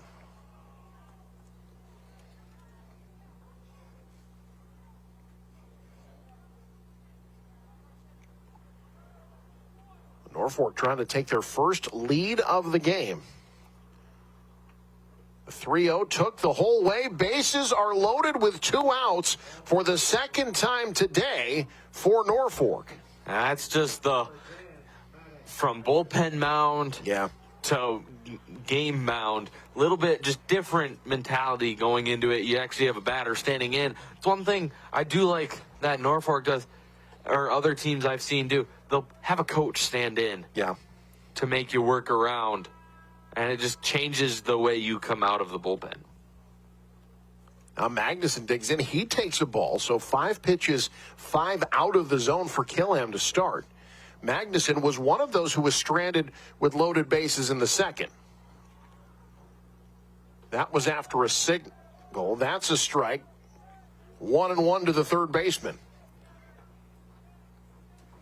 Magnuson now trying to not leave the bases loaded after he was left on. Get some more runs on the board. See if you can add on and have another big inning. That one is in the zone as well, 1-2. Norfolk down to their last strike. They've tied the game. Can they take the lead here in the 5th inning? And with 2 strikes, 2 outs, base runners get a little bit bigger of a lead, give themselves a little bit more of a chance. That one just misses. 2-2. Very good spot for that one. Looked good, just a little low. That is one with 2 strikes you usually don't see a high schooler taking. 2-2. Slow roller to second, fielded cleanly in time, and Norfolk leaves them loaded for the second time today, but they score 2 through 5. We're tied at 5. You're watching high school baseball on News Channel Nebraska. So this yellow jacket, it basically symbolizes that it's showtime. The Yellow Jackets are a throwback to Monday Night Football. The 1970s, Keith Jackson, Howard Cosell. That was the big broadcast in the country. Now we're the big broadcast in Nebraska. When News Channel Nebraska is covering a game, we want you to know that we take it seriously. We want to dress sharp. We have pride in what we do. And we're going to wear those yellow jackets to show people. Now we're a little old school, but we're also the important broadcast of the night. Ashoff Construction of Osmond does it all when it comes to general contracting. From agricultural storage buildings to commercial office buildings, retail warehouses to concrete contracting. The AGI Sentinel buildings help safeguard crops and valuable assets, and Ashoff's professional builders handle the job from the design through the completion of the build. For a free estimate, contact Dylan Price, Scott Pullman, or Brandon Ruge. Call 402-748-3551 today. Visit AshoffConstruction.com for more information.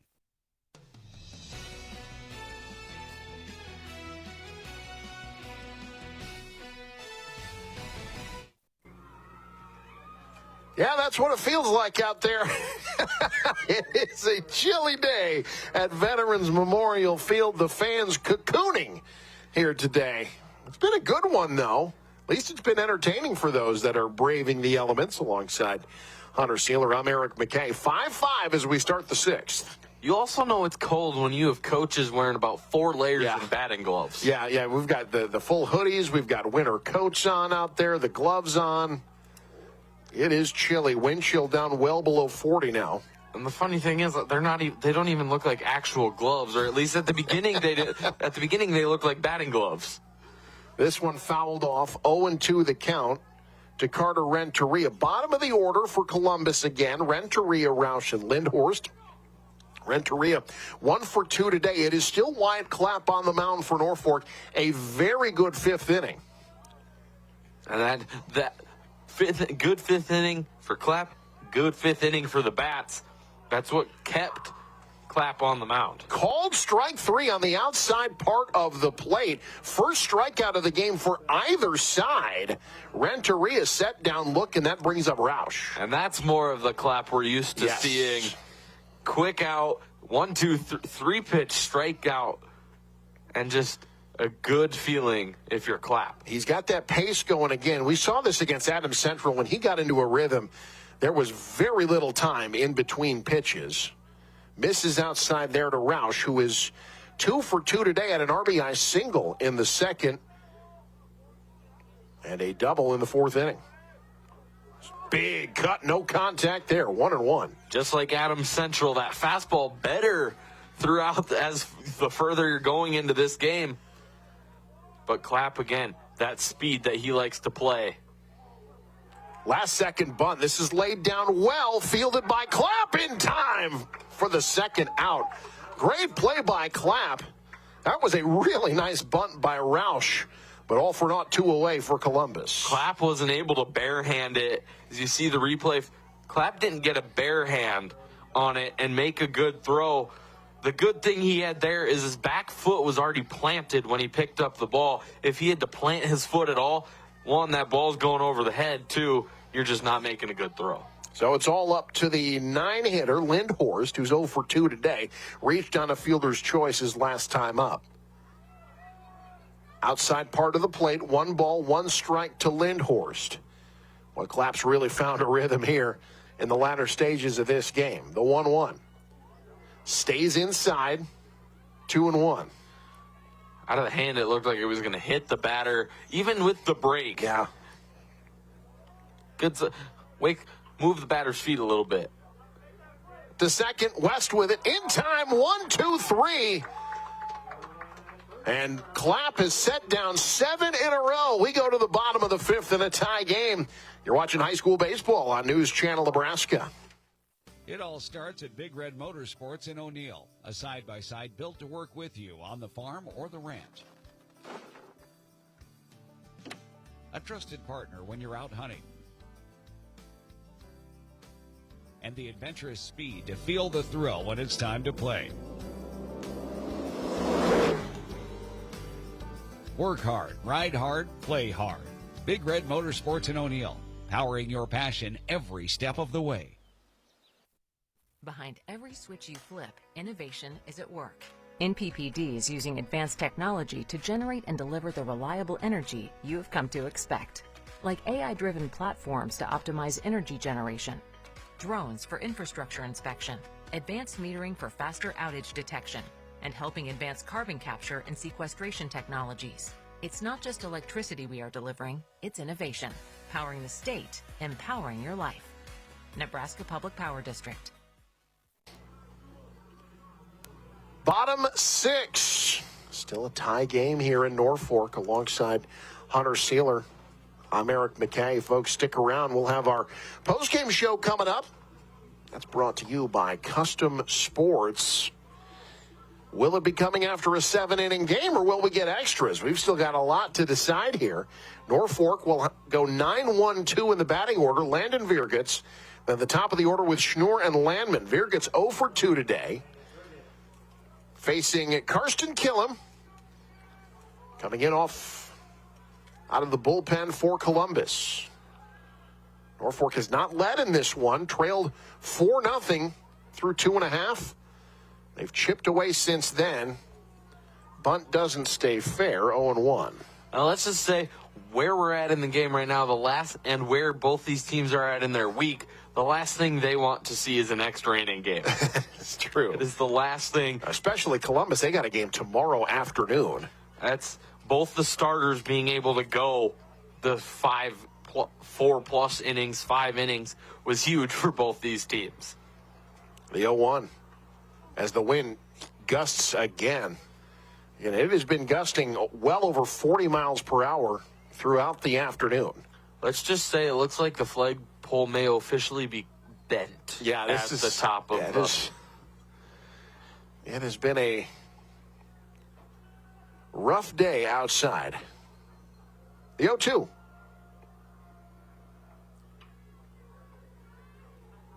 Picked up off 2 hops at third by Cameron, over to first in time for out number 1. And you could see a little bit there with Killam. He just stood. He paused longer. Part of it was the wind. He wanted the gust to just slow down a little bit, which is smart, especially in baseball when you don't have that pitch clock. Yeah. You're able to take a little bit more time and let the wind just gust. Where in college sports and upper sports, when you have it, then you have to waste a step off.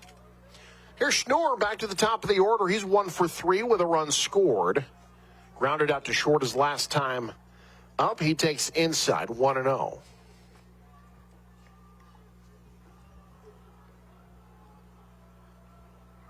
As windy as it's been, as the 1-0 pitch is up and away, really has not affected the outfielders' play that much. I think both of these teams have adjusted to the elements pretty well defensively. The only one I would say would have been the double over Yurowski's head, but even that's probably over his head without the wind.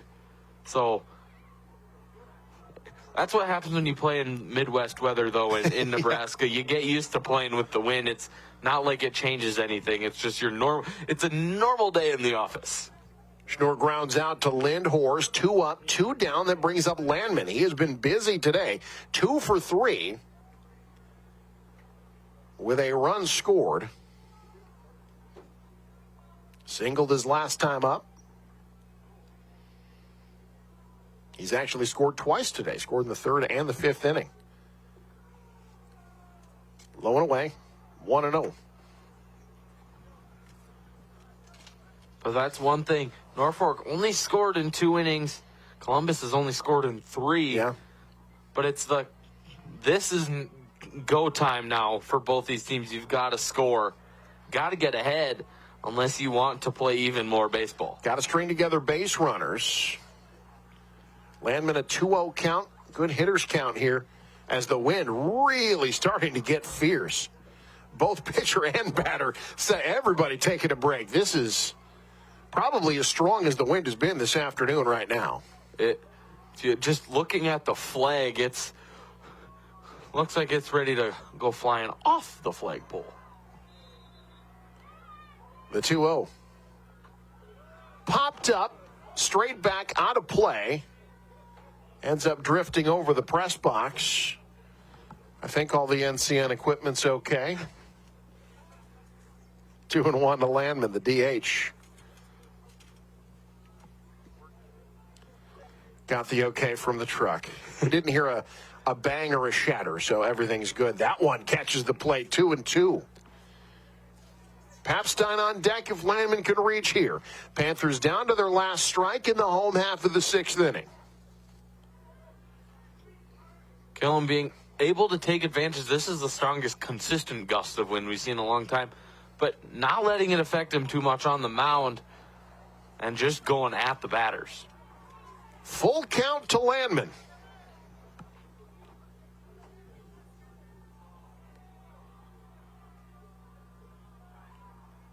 Two outs, nobody on. Killam's pitch. A little bit of backspin on that one. Caught it short. Oh, did he? No, he did not complete the play. They're going to say Landman safe at first. Boy, that was an incredible effort by Roush, but he couldn't keep the ball in his glove, so Landman safe at first base. You could see all of Columbus on the field trying to get him to call it on the transfer. Yeah. But there's no such thing as a transfer when you are on the ground because there it's out. Yep. No full control. There's no transfer of it being lost. Especially when he hits the ground, it is bobbling in and out of his glove anyways. That's great camera work there by our crew. So the first error of the game, E6, gives Norfolk a base runner with 2 outs. Here's Papstein. Runner goes. Throw in time. Tag not down the umps. stay safe. Columbus was heading off the field. They thought they got the tag down in time, but Landman in with a stolen base at second. This is the aggressiveness that Norfolk hasn't had really all game. That's a good call by the ump. That's a great call by the ump. That's a tie. That tie goes to the runner. That's a great job by Landman to stay underneath that tag. That's that head first slide. You're able to stay down. Yep. The one thing you have to watch is, do they dangle their feet up in the air behind them? Because I've seen that a couple too many times where you leave your feet or your head too high. 1 ball, 1 strike to Papstein. He's driven in 2 with a double back in the third. 1 for 3 today. Pop fly won't leave the infield. Roush underneath it, makes the play and ends the inning. Norfolk strands another. They've left 7 on the base paths today. Through 6, we're tied at 5. You're watching News Channel Nebraska. Superior healthcare never settles. It constantly expands access. It finds ways to do even more for more people. At Faith Health, formerly Faith Regional, our newly refined brand represents decades of commitment, advanced care, and forward progress.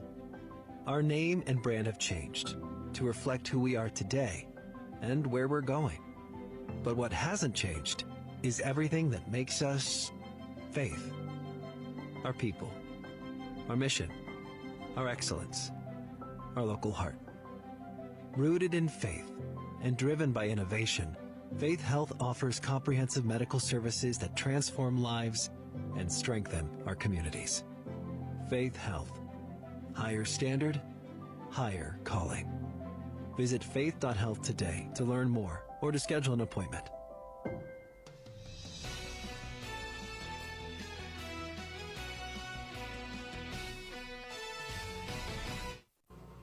Wide clap back on the mound for Norfolk as we start the 7th inning. Tied at 5 alongside Hunter Sealer. I'm Eric McKay. It's been a good one here on News Channel Nebraska. Stick around, folks. We'll take a look at our top plays at the conclusion of this game. That's brought to you by Elkhorn Valley Bank and Trust. There is a difference. Well, if you're a Columbus fan, you're elated that it's the top of the order in the top of the 7th. Connor Cameron, Kasher Koski, Connor Williams for Columbus as we start the 7th inning. 5 runs, 7 hits, and an error for Columbus. 5 runs, 8 hits for Norfolk. The difference in this one, though, Norfolk has stranded 7 base runners today. Columbus has left just 2. 3, my apologies. Breaking ball in there for a strike. You've got Clapp remaining out on the mound. You can't take him out after his last 2 innings of work, and he's going at that pace and doing what he needs. He's pitched to the minimum the last 2 innings. I said he had set down 7 in a row. He did have a walk in there, but Hollis was caught stealing. 1-1.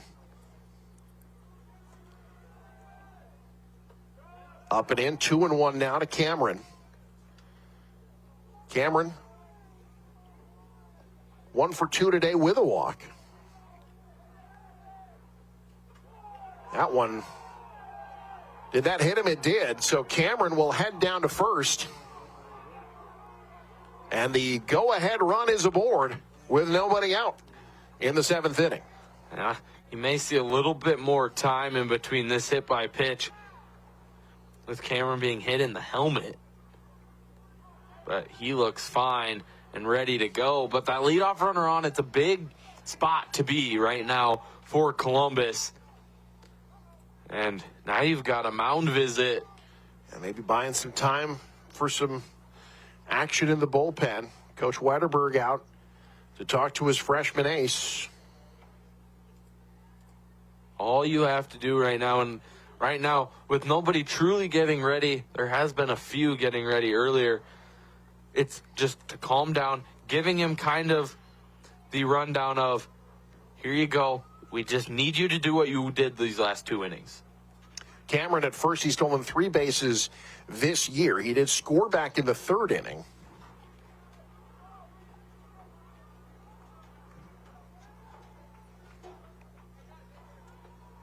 So Cameron at first as the wind kicks up again here at Veterans Memorial Field. We have seen consistent 40-plus mile-an-hour wind gusts. Urkowski can't get the bunt down, 0-1. For sure the third AB, if not all four ABs, that a bunt has been put down. He singled the bunt back in the first inning. It was a sacrifice bunt in the third, then ended up grounding out to second in the fourth. That drove in a run. So now you've got Magnuson at third playing close to even with the mound.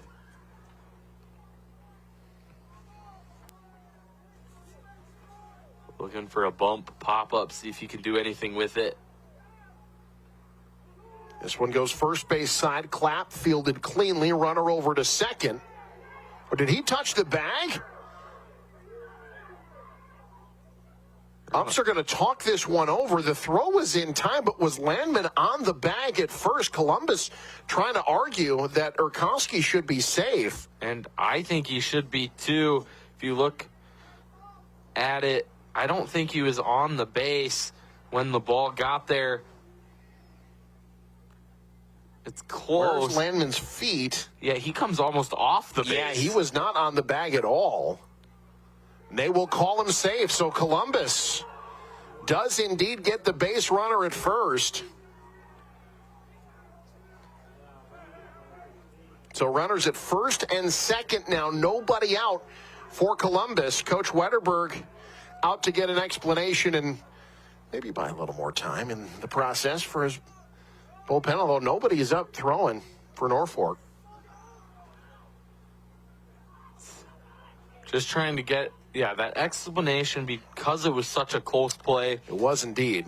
It was the foot came off the base as the ball was going into the glove, which as a first baseman, that's the last thing you do. You keep your foot there as long as you can. Well, and in so doing, he blocked Urkowski from getting to first base as well. Which so you can't do that either. Can't do that at all. So E3, Urkowski at first, Cameron at second. So a hit by pitch and an error. Runners at first and second for Columbus. Williams squares to bunt, takes a strike on the edge, 0-1.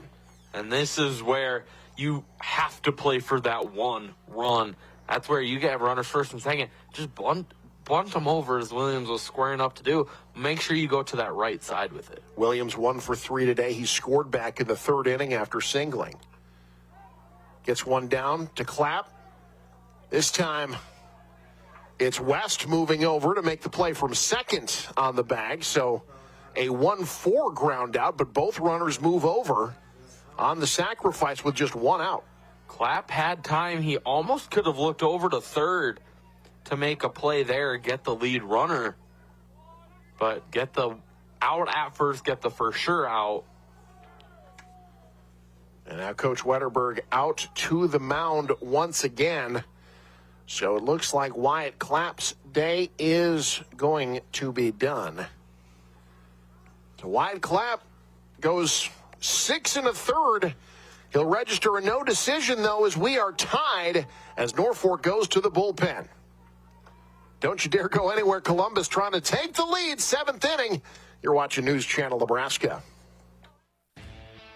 NCN Sports is brought to you by Western Oil. Stop at your nearest Speedy Mart or good-to-go convenience stores today. And by The Carpet Shop, providing quality residential and commercial floor covering and installation for almost 50 years.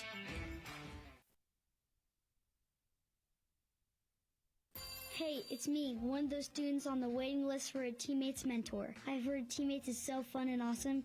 You get to talk, laugh, play games, and hang out with a positive, caring adult once a week at school. Teammates help students believe in themselves, and 97% of mentees are proud to be a part of it. I'd love to be one of those mentees, but we need more mentors. So if you got an hour a week to be someone a student like me can count on, go to teammates.org today. Join the team. Be a mentor.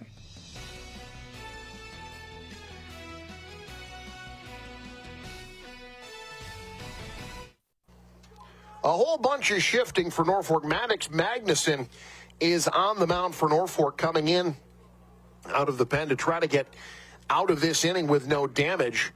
Meanwhile, Waldorfer moves from first to third. Wyatt Clapp shifts to second. And Norfolk bringing in Devin Bissard, their senior, their normal first baseman, will come in off the bench to play first base. But Columbus, a chance to retake the lead. They've got runners at second and third with one out.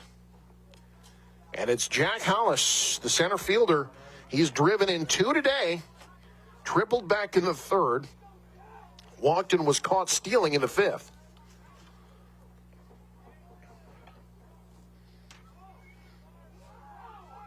And they're going to intentionally walk Hollis to load the bases. That's probably an okay decision with who you have in the box. It's probably okay. But now you've got some speed and more things on base. Your infield will be in. Middle's not going to play at second at double play depth, which that's the one thing that I would change right now is your middle infield should be playing double play depth, trying to turn it because right now you're just going for one out. Yeah, right now it looks like the play's just going to be at home. That one a little low. Max Shantzeff keeps it from going away, 1-0. But now the one thing is for Magnuson, you don't have that free base anymore. Right. Coming out from third to the mound, you don't have much time to find that zone. You've got to find it in this first batter. Cam Gustafson popped up. This one staying in the infield. Clapp trying to track it down off his glove. That's going to get at least one run in. The one thing, Cameron scores and Columbus regains the lead. Called an infield fly, so it is going to be an out still on the batter, but the run still able to come across and score. So, yeah, infield fly rule because it didn't leave the infield. Maybe the most excited I've ever seen anybody for an infield fly. Some pump of the fist, get it going. Yeah. It's the most I've seen anybody celebrate for an infield fly. So Gustafson able to drive in the run. Columbus regains the lead. 6-5.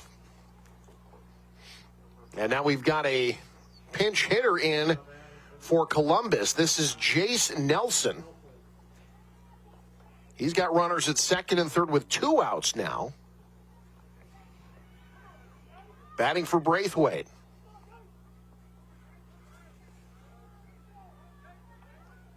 Takes inside 1-0.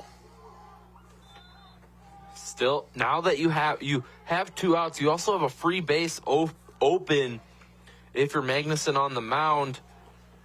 You just want to try to find the zone still, but don't be afraid if you do and allow a walk. Nelson, a .235 hitter on the year. He's driven in 5 runs. Grounds this one to second. Clapp up with it in time for out number 3. But Columbus has put the pressure on. Can Norfolk keep the game going? We go to the bottom of the 7th. 6-5 Columbus. You're watching News Channel Nebraska. NCN Sports is brought to you by Scotty's Ranchland Foods, Highway 20 in Valentine, Nebraska. The J Sports Bar and Grill, nothing but good times at the J, and by Albion Thrifty Way. Be sure to shop local today at Albion Thrifty Way. Here, in the heart of our communities, we observe the banker in their natural habitat. Watch as they greet customers with genuine smiles and guide them through life's milestones. Observe as they build relationships, supporting small businesses, neighbors, and communities alike, and on occasion, assisting even the most loyal of customers. Rooted in community, they thrive by focusing on what truly matters: trust, relationships, and helping others grow. Elkhorn Valley Bank. There really is a difference.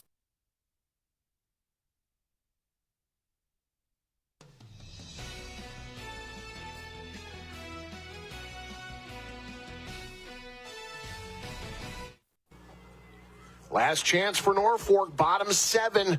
Columbus has taken the lead 6-5 on an infield fly rule RBI alongside Hunter Sealer. I'm Eric McKay. Stick around after the game. We will take a look at our top plays, talk to our player of the game, the winning head coach. Who will it be? Dramatic afternoon here at Veterans Memorial Field in Norfolk as the sun is trying to come out. I see blue sky. It's the first time I've seen blue sky almost all day today. The wind is slowed down. It's still constant, but it's a little bit slower. Can Norfolk regain the lead, win it in walk-off fashion, or at least get this game to extras? It's 4-5-6 in the batting order for Norfolk. McShansif, Kujar, and Clapp. McShansif 1 for 3 today. He singled and scored in the 5th. Pulls back on a bunt, takes a strike. And this is not where I'd start an inning with a bunt. Just, you need the runner on. Yes, you can get a bunt down, but if you mess up the bunt, it's an easier out than, say, a line drive like that right to that floated in the air. That was a well hit off the bat. Urkowski, who has played well defensively in right field today, able to let that one come to him for out number 1. That's a little bit of an announcer's jinx right there. Tell him to line the ball, and then he lines out to right field. I think the wind played with that one a bit. Off the bat, that looked like an easy single. Now it's Kujar, who's had a great game today. He's driven in 3, 2 for 3 on the afternoon. Strike at the knees, 0-1. One that you look to take a swing at, but if it's not where you want the ball, you're also the take one strike and go mentality.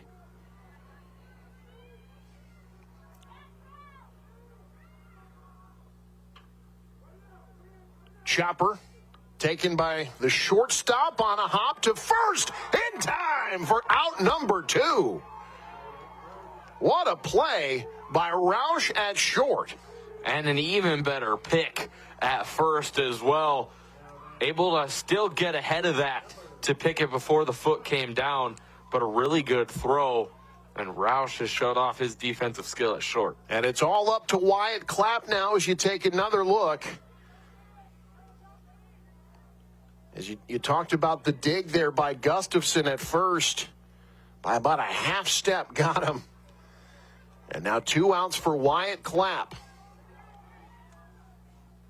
0 for 2 with a walk today. Fouls it out of play. If you're Clapp, you've just got to keep things alive. Get on base any way you can. And look for that 2-out rally. Make it, put in some effort, see if you can just attempt. The 0-1 from Killam. Just missed. Outside 1-1. It was a beautiful spot for that 0-1. Looking for the swing, slightly outside, but all you wanted there was the swing. But instead, a good eye by Clapp. The 1-1, grounded to short, to second, off the second baseman into right field. We play on, look like a routine out. Lindhorst can't field it cleanly, and the tying run is aboard. And that's just too content with the ball coming to you. Look, you can look confident, but if you are too confident, that's when the ball takes a weird hop off your glove, takes a bad hop in front of you. You just got to play calm, play relaxed. And that one a little too tense. Now Waldhofer, who's walked twice today, takes a strike on the outside part of the plate, 0-1. So Wyatt Clapp, the potential tying run at first, but 2 outs for Norfolk. Waldhofer also grounded out to short back in the 4th inning. Off the end of the bat, into the Columbus dugout, 0-2. Found the gap between the fence and lined right into the dugout, keeping Columbus on their feet. Yeah. All the coaches laughing, players shocked. Everybody seems to be okay. Norfolk down to their last strike. Outside, Waldhofer doesn't chase. He's shown good plate discipline today. Holds off that 1-1-2. Yes, Waldhofer has seen 2 walks. I'm still kind of surprised you don't pinch hit for someone that sees the lineup more often. Yes, it's late in the game, so it's kind of, they're cold sitting in the dugout. but still, just someone that's seen that experience a little bit more. Outside 2-2. Clapp at first after reaching on an error.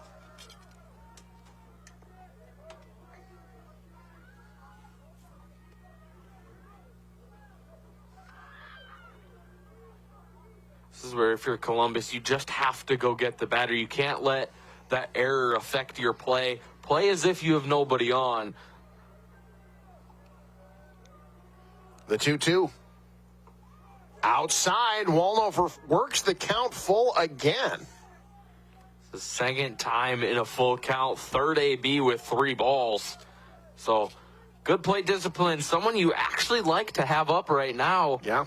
It's another person hopefully get on base and move a runner into scoring position.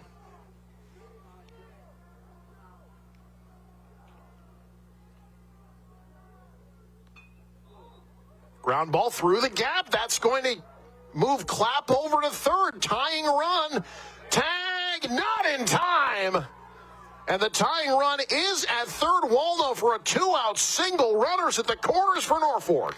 Clapp got a little lazy rounding second base, slowed himself way down, but a really good throw from right field to make that closer than it probably should have been. But a good spot for that hit. You have the first baseman moving, second baseman ready to cover second. But that play, a lot closer than it should have been. Ooh, yeah. But Waldo for a clutch base hit there. The tying run at third. Coach John Reed Miller, a trip out to the mound to talk strategy. As Norfolk will send Magnuson, who could potentially tie this game or with an extra base hit, get himself the win on the mound. He is the pitcher of record right now for Norfolk. And all you have to do is you can see someone in Norfolk dugout. Time to start warming up. Get ready. Yeah. Get ready to run even. Put some speed on base. That's Ty Geiger, who pinch ran earlier for Clapp. Now will run for Wallnofer. So it's Geiger at first, Clapp at third. That's where you just need a little bit of speed, but you do have to be careful because you don't want to get out if you try to steal. Right. You don't want to end the game at second base. Geiger has not scored yet this year. Have not scored yet and have a big bag on your back of being the winning run in this one. Winning runs at first. Norfolk right now just thinking about the tying run, though, which is at third, looking for a 2-out rally. So Geiger at first, Clapp at third, Maddox Magnuson at the plate. He's 1 for 3 today, singled back in the second. Slow roller to short. Fielded cleanly in time. Out number 3. Columbus wins it. Your final 6-5. Discoverers get the win and get back to 500. Postgame show coming up. You're watching News Channel Nebraska. 20 kids, 1 SUV, and 1 mission. Snacks. Speedy Mart is where the snack squad rolls deep. Whether it's before the first pitch or after the final out, we've got drinks, treats, and all the fuel to keep your team going strong. Speedy Mart convenience stores. Quick, convenient, and always ready when the team rolls in. Speedy Mart. Snack strong, play strong. NCN Sports is brought to you by Western Oil. Stop at your nearest Speedy Mart or Good to Go convenience stores today. And by The Carpet Shop, providing quality residential and commercial floor covering and installation for almost 50 years.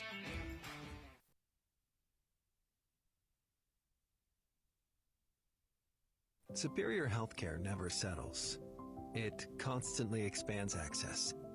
It finds ways to do even more for more people. At Faith Health, formerly Faith Regional, our newly refined brand represents decades of commitment, advanced care, and forward progress. Our name and brand have changed to reflect who we are today and where we're going. But what hasn't changed is everything that makes us Faith. Our people, our mission, our excellence, our local heart. Rooted in faith and driven by innovation, Faith Health offers comprehensive medical services that transform lives and strengthen our communities. Faith Health. Higher standard, higher calling. Visit faith.health today to learn more or to schedule an appointment.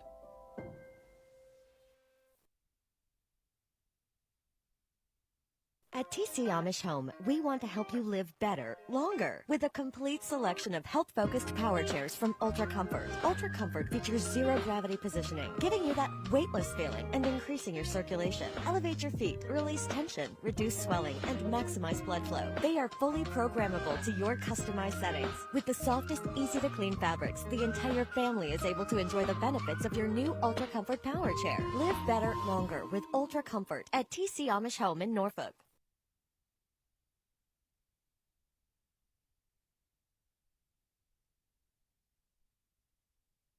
So this yellow jacket, it basically symbolizes that it's showtime. The Yellow Jackets are a throwback to Monday Night Football. The 1970s, Keith Jackson, Howard Cosell. That was the big broadcast in the country. Now we're the big broadcast in Nebraska. When News Channel Nebraska is covering a game, we want you to know that we take it seriously. We want to dress sharp. We have pride in what we do. And we're going to wear those yellow jackets to show people that we're a little old school, but we're also the important broadcast of the night.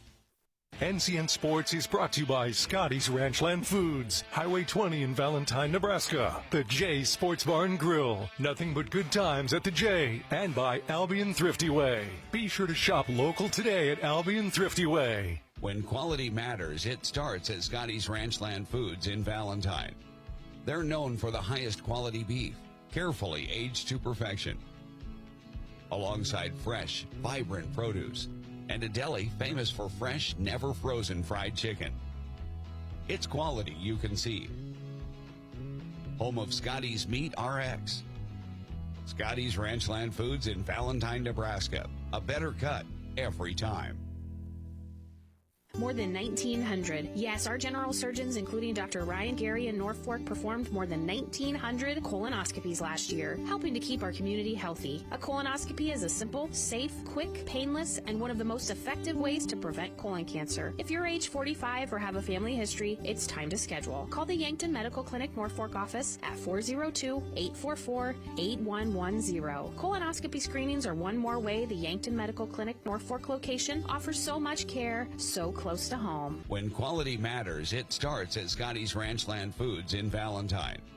They're known for the highest quality beef, carefully aged to perfection, alongside fresh, vibrant produce, and a deli famous for fresh, never frozen fried chicken. It's quality you can see. Home of Scotty's Meat RX. Scotty's Ranchland Foods in Valentine, Nebraska. A better cut every time.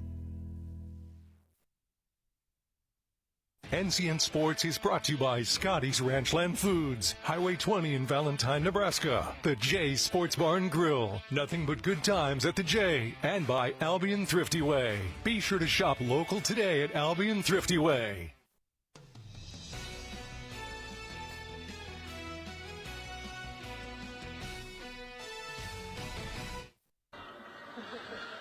(6-5) Columbus gets the win. I'm here with a layered up and victorious head coach, John Reedmiller. Coach, thank you so much for joining me. Back and forth game, I think you probably figured this was going to be a close one. You guys have already seen each other once this year. What did it take to persevere, get the win here on the road today? So we talked to our guys. We came out and we got a lead. Okay, and then we kind of got a little complacent there, kind of in those middle innings, but we were able to bear down there at the end and manufacture a run. And our pitchers threw strikes, and for the most part, we made plays behind them, and we were able to get the win. So. How about the defense today? This is not the type of day I would want to be a right fielder, but I thought your guys really navigated fly balls well, did not really let this wind affect them. How did you assess how they played defensively today?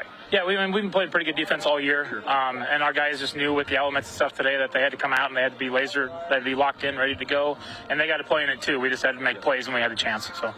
You had a tough stretch there in March where you lost 4 in a row. Now you've won 5 of 7. You're back to 500. You feel like this team's kind of rounding into form a little bit now? Yeah, we've built some momentum this last week and a half. We had a good win against Fremont at Hack, and then obviously today against these guys, and just ready to go on to the next one tomorrow. Timely hitting today. Jack Hollis was a big part of that. What's he meant to the team this season? Oh, he's been just a leader for us all year. Kind of moving around the lineup a little bit. I think we finally found a spot for him that he's really comfortable, and he's really seeing the ball well now. Coach, congrats on the win. Good luck the rest of the season. Thank you. Coach Reed Miller's bringing our player of the game. Jack Hollis had a 2-run double. Jack, walk me through that at-bat. You got a good one to hit. You took care of it. What'd you see there, and how were you able to drive in, too? Yeah, I left the fastball over the middle of the plate, and that's what I wanted, so I just turned on it and got a good piece of it and got my hiney going around the bases. A day like today, it is cold, it is windy. What are you doing to just stay warm, stay loose when you're playing defense out there? Well, I did a lot of calf jumps out there. I was doing, knee tucks.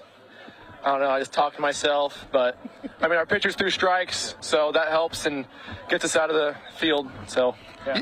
You guys you're looking to manufacture bunting a little bit. Were you looking to bunt more because of the weather, or is that just kind of the way Columbus plays? That's definitely the way Columbus plays. We have a lot of speed on the team, and we work on bunting just a whole ton in practice. And, we do a great job of it, and it's definitely gonna do it in the future. You guys are back to 500 now. You feel like you're turning a corner a little bit. How good can Columbus be? The best. We're going for state. We're going to get state. Yep. That's all it is. You got the whole team here behind you. I think if you're going to be a windbreak, though, guys, you got to be on this side. That's the thing. Jack, great job today. Congrats on being our player of the game. Thank you. Thank you so much. Ask Jack Hollis if you need him. We got post-game show coming up with top plays and much more. You're watching News Channel Nebraska. This is Christina Wemhoff from Madison County Bank, member FDIC, equal housing lender. We know not everyone's home loan needs are the same, and that is why our lenders have both the practical experience and product knowledge to ensure your solution is a perfect match for your needs. So we invite you to come into your local Madison County Bank branch and talk to us about your dream home today. Madison County Bank, here to help you grow. Superior Healthcare. The post-game show is brought to you by Custom Sports. Check them out at CustomSportsCO.com. Superior Healthcare never settles. It constantly expands access. It finds ways to do even more for more people. At Faith Health, formerly Faith Regional, our newly refined brand represents decades of commitment, advanced care, and forward progress. Our name and brand have changed to reflect who we are today and where we're going. But what hasn't changed is everything that makes us Faith. Our people, our mission, our excellence, our local heart. Rooted in faith and driven by innovation, Faith Health offers comprehensive medical services that transform lives and strengthen our communities. Faith Health. Higher standard, higher calling. Visit faith.health today to learn more or to schedule an appointment.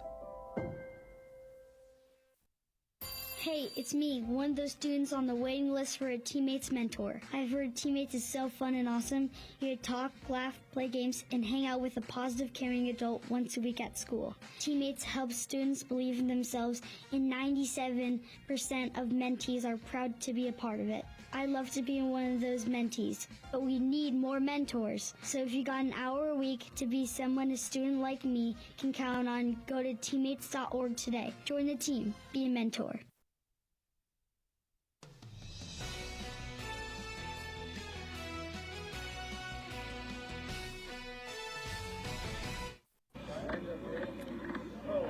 Our top plays are brought to you by Elkhorn Valley Bank. Visit Elkhorn Valley Bank for all of your banking needs. Elkhorn Valley Bank and Trust, there is a difference. As Norfolk takes on Columbus, it's the Battle of Highway 81, Heartland Conference action. Maroon Cup, whatever you want to call it. It's a rivalry when Norfolk and Columbus do battle in any sport, including on the baseball diamond on a windy day in Norfolk. Still flashing some leather, though, getting underneath the tag for the stolen base. Columbus manufacturing runs. That's Camden Gustafson getting under the tag. He would score on this RBI single. Columbus strikes first in the first inning as the Discoverers get the lead thanks to Colin Roush's RBI single there. More from Columbus. A blast into right field by Jack Hollis, the center fielder. That scores 2. Columbus opening up a 4-0 lead on Norfolk through 3 innings. But the Panthers start to rally, and it doesn't take them long to do so. Third inning, Aiden Papstein with a 2-run double to right. Right field was a tough place to be today for the defense. Papstein takes advantage, gets a gapper. Norfolk gets 3 runs back in the bottom of the third. Here, Braden Kuchar will ground out. That scores a run, though. And Norfolk back within 1, but Columbus playing small ball as they've done all year, but the throw home in time keeps it a 1-run deficit. Still top 4. This one off the glove of Clapp at the mound. That allows a run to score with 1 out. Columbus extends their lead to 5-3. That was an important run there. Still top 5. Columbus trying to steal again. Not this time. A great throw by Alex McShontsif. The tag put down by Virgits. Columbus. This gives you an idea of what the wind was doing. This ball popped up basically down the first base line, taken all the way to the fence where Waldhofer made the play. Now Norfolk starting to rally. They've got 2 on. Bottom 5, this one lifted in the air to right over the head of Urkowski, who had a great game defensively, just couldn't get a bead on that one. 2-run score. Norfolk ties the game at 5. But Norfolk stranded a lot of runners at the top of the 6th. Columbus getting base runners, although that's a strikeout looking. This ball popped up. This will be an infield fly rule. Catch not made, but a run does score. That would end up being the go-ahead run for Columbus. They take the lead 6-5. Norfolk in the bottom of the 7th would get 2 runners on, but they could not score the winning run. And Columbus gets the win 6-5. They're now back at 500 on the season. Just an overall good performance by both teams, truly. They played good baseball, especially with the wind. They didn't let it affect them. Nope. There wasn't really any errors because of the wind. There was just the other errors in there that let Norfolk get on to have a chance to come back. Didn't take advantage of it. But good game at the plate for both these teams. Good start for both the starters in this one. Clapp struggled at the beginning, but closed out the game really well. And then you look at Williams, the first-time starter of the season, just performed. Did a really nice job. It'll be the bullpen who gets credited with the wins and loss. As you look at what we've got coming up your way, Norfolk Catholic's Hall of Fame banquet is this weekend. We'll have that for you. And then we brought you the Hack Tournament Finals in baseball on Wednesday. We've got the Hack Soccer Finals Wednesday and Thursday. One more Omaha Supernovas broadcast coming your way this Friday as the Columbus Fury coming to Omaha. And the regular season for the spring starting to wind down already. It'll be Seward against Waverly on April the 30th. Until then, from my broadcast partner, Hunter Sealer, Connor Luby in the truck, and the entire NCN Sports crew, my name is Eric McKay. Thank you so much for joining us. You've been watching high school baseball on News Channel Nebraska.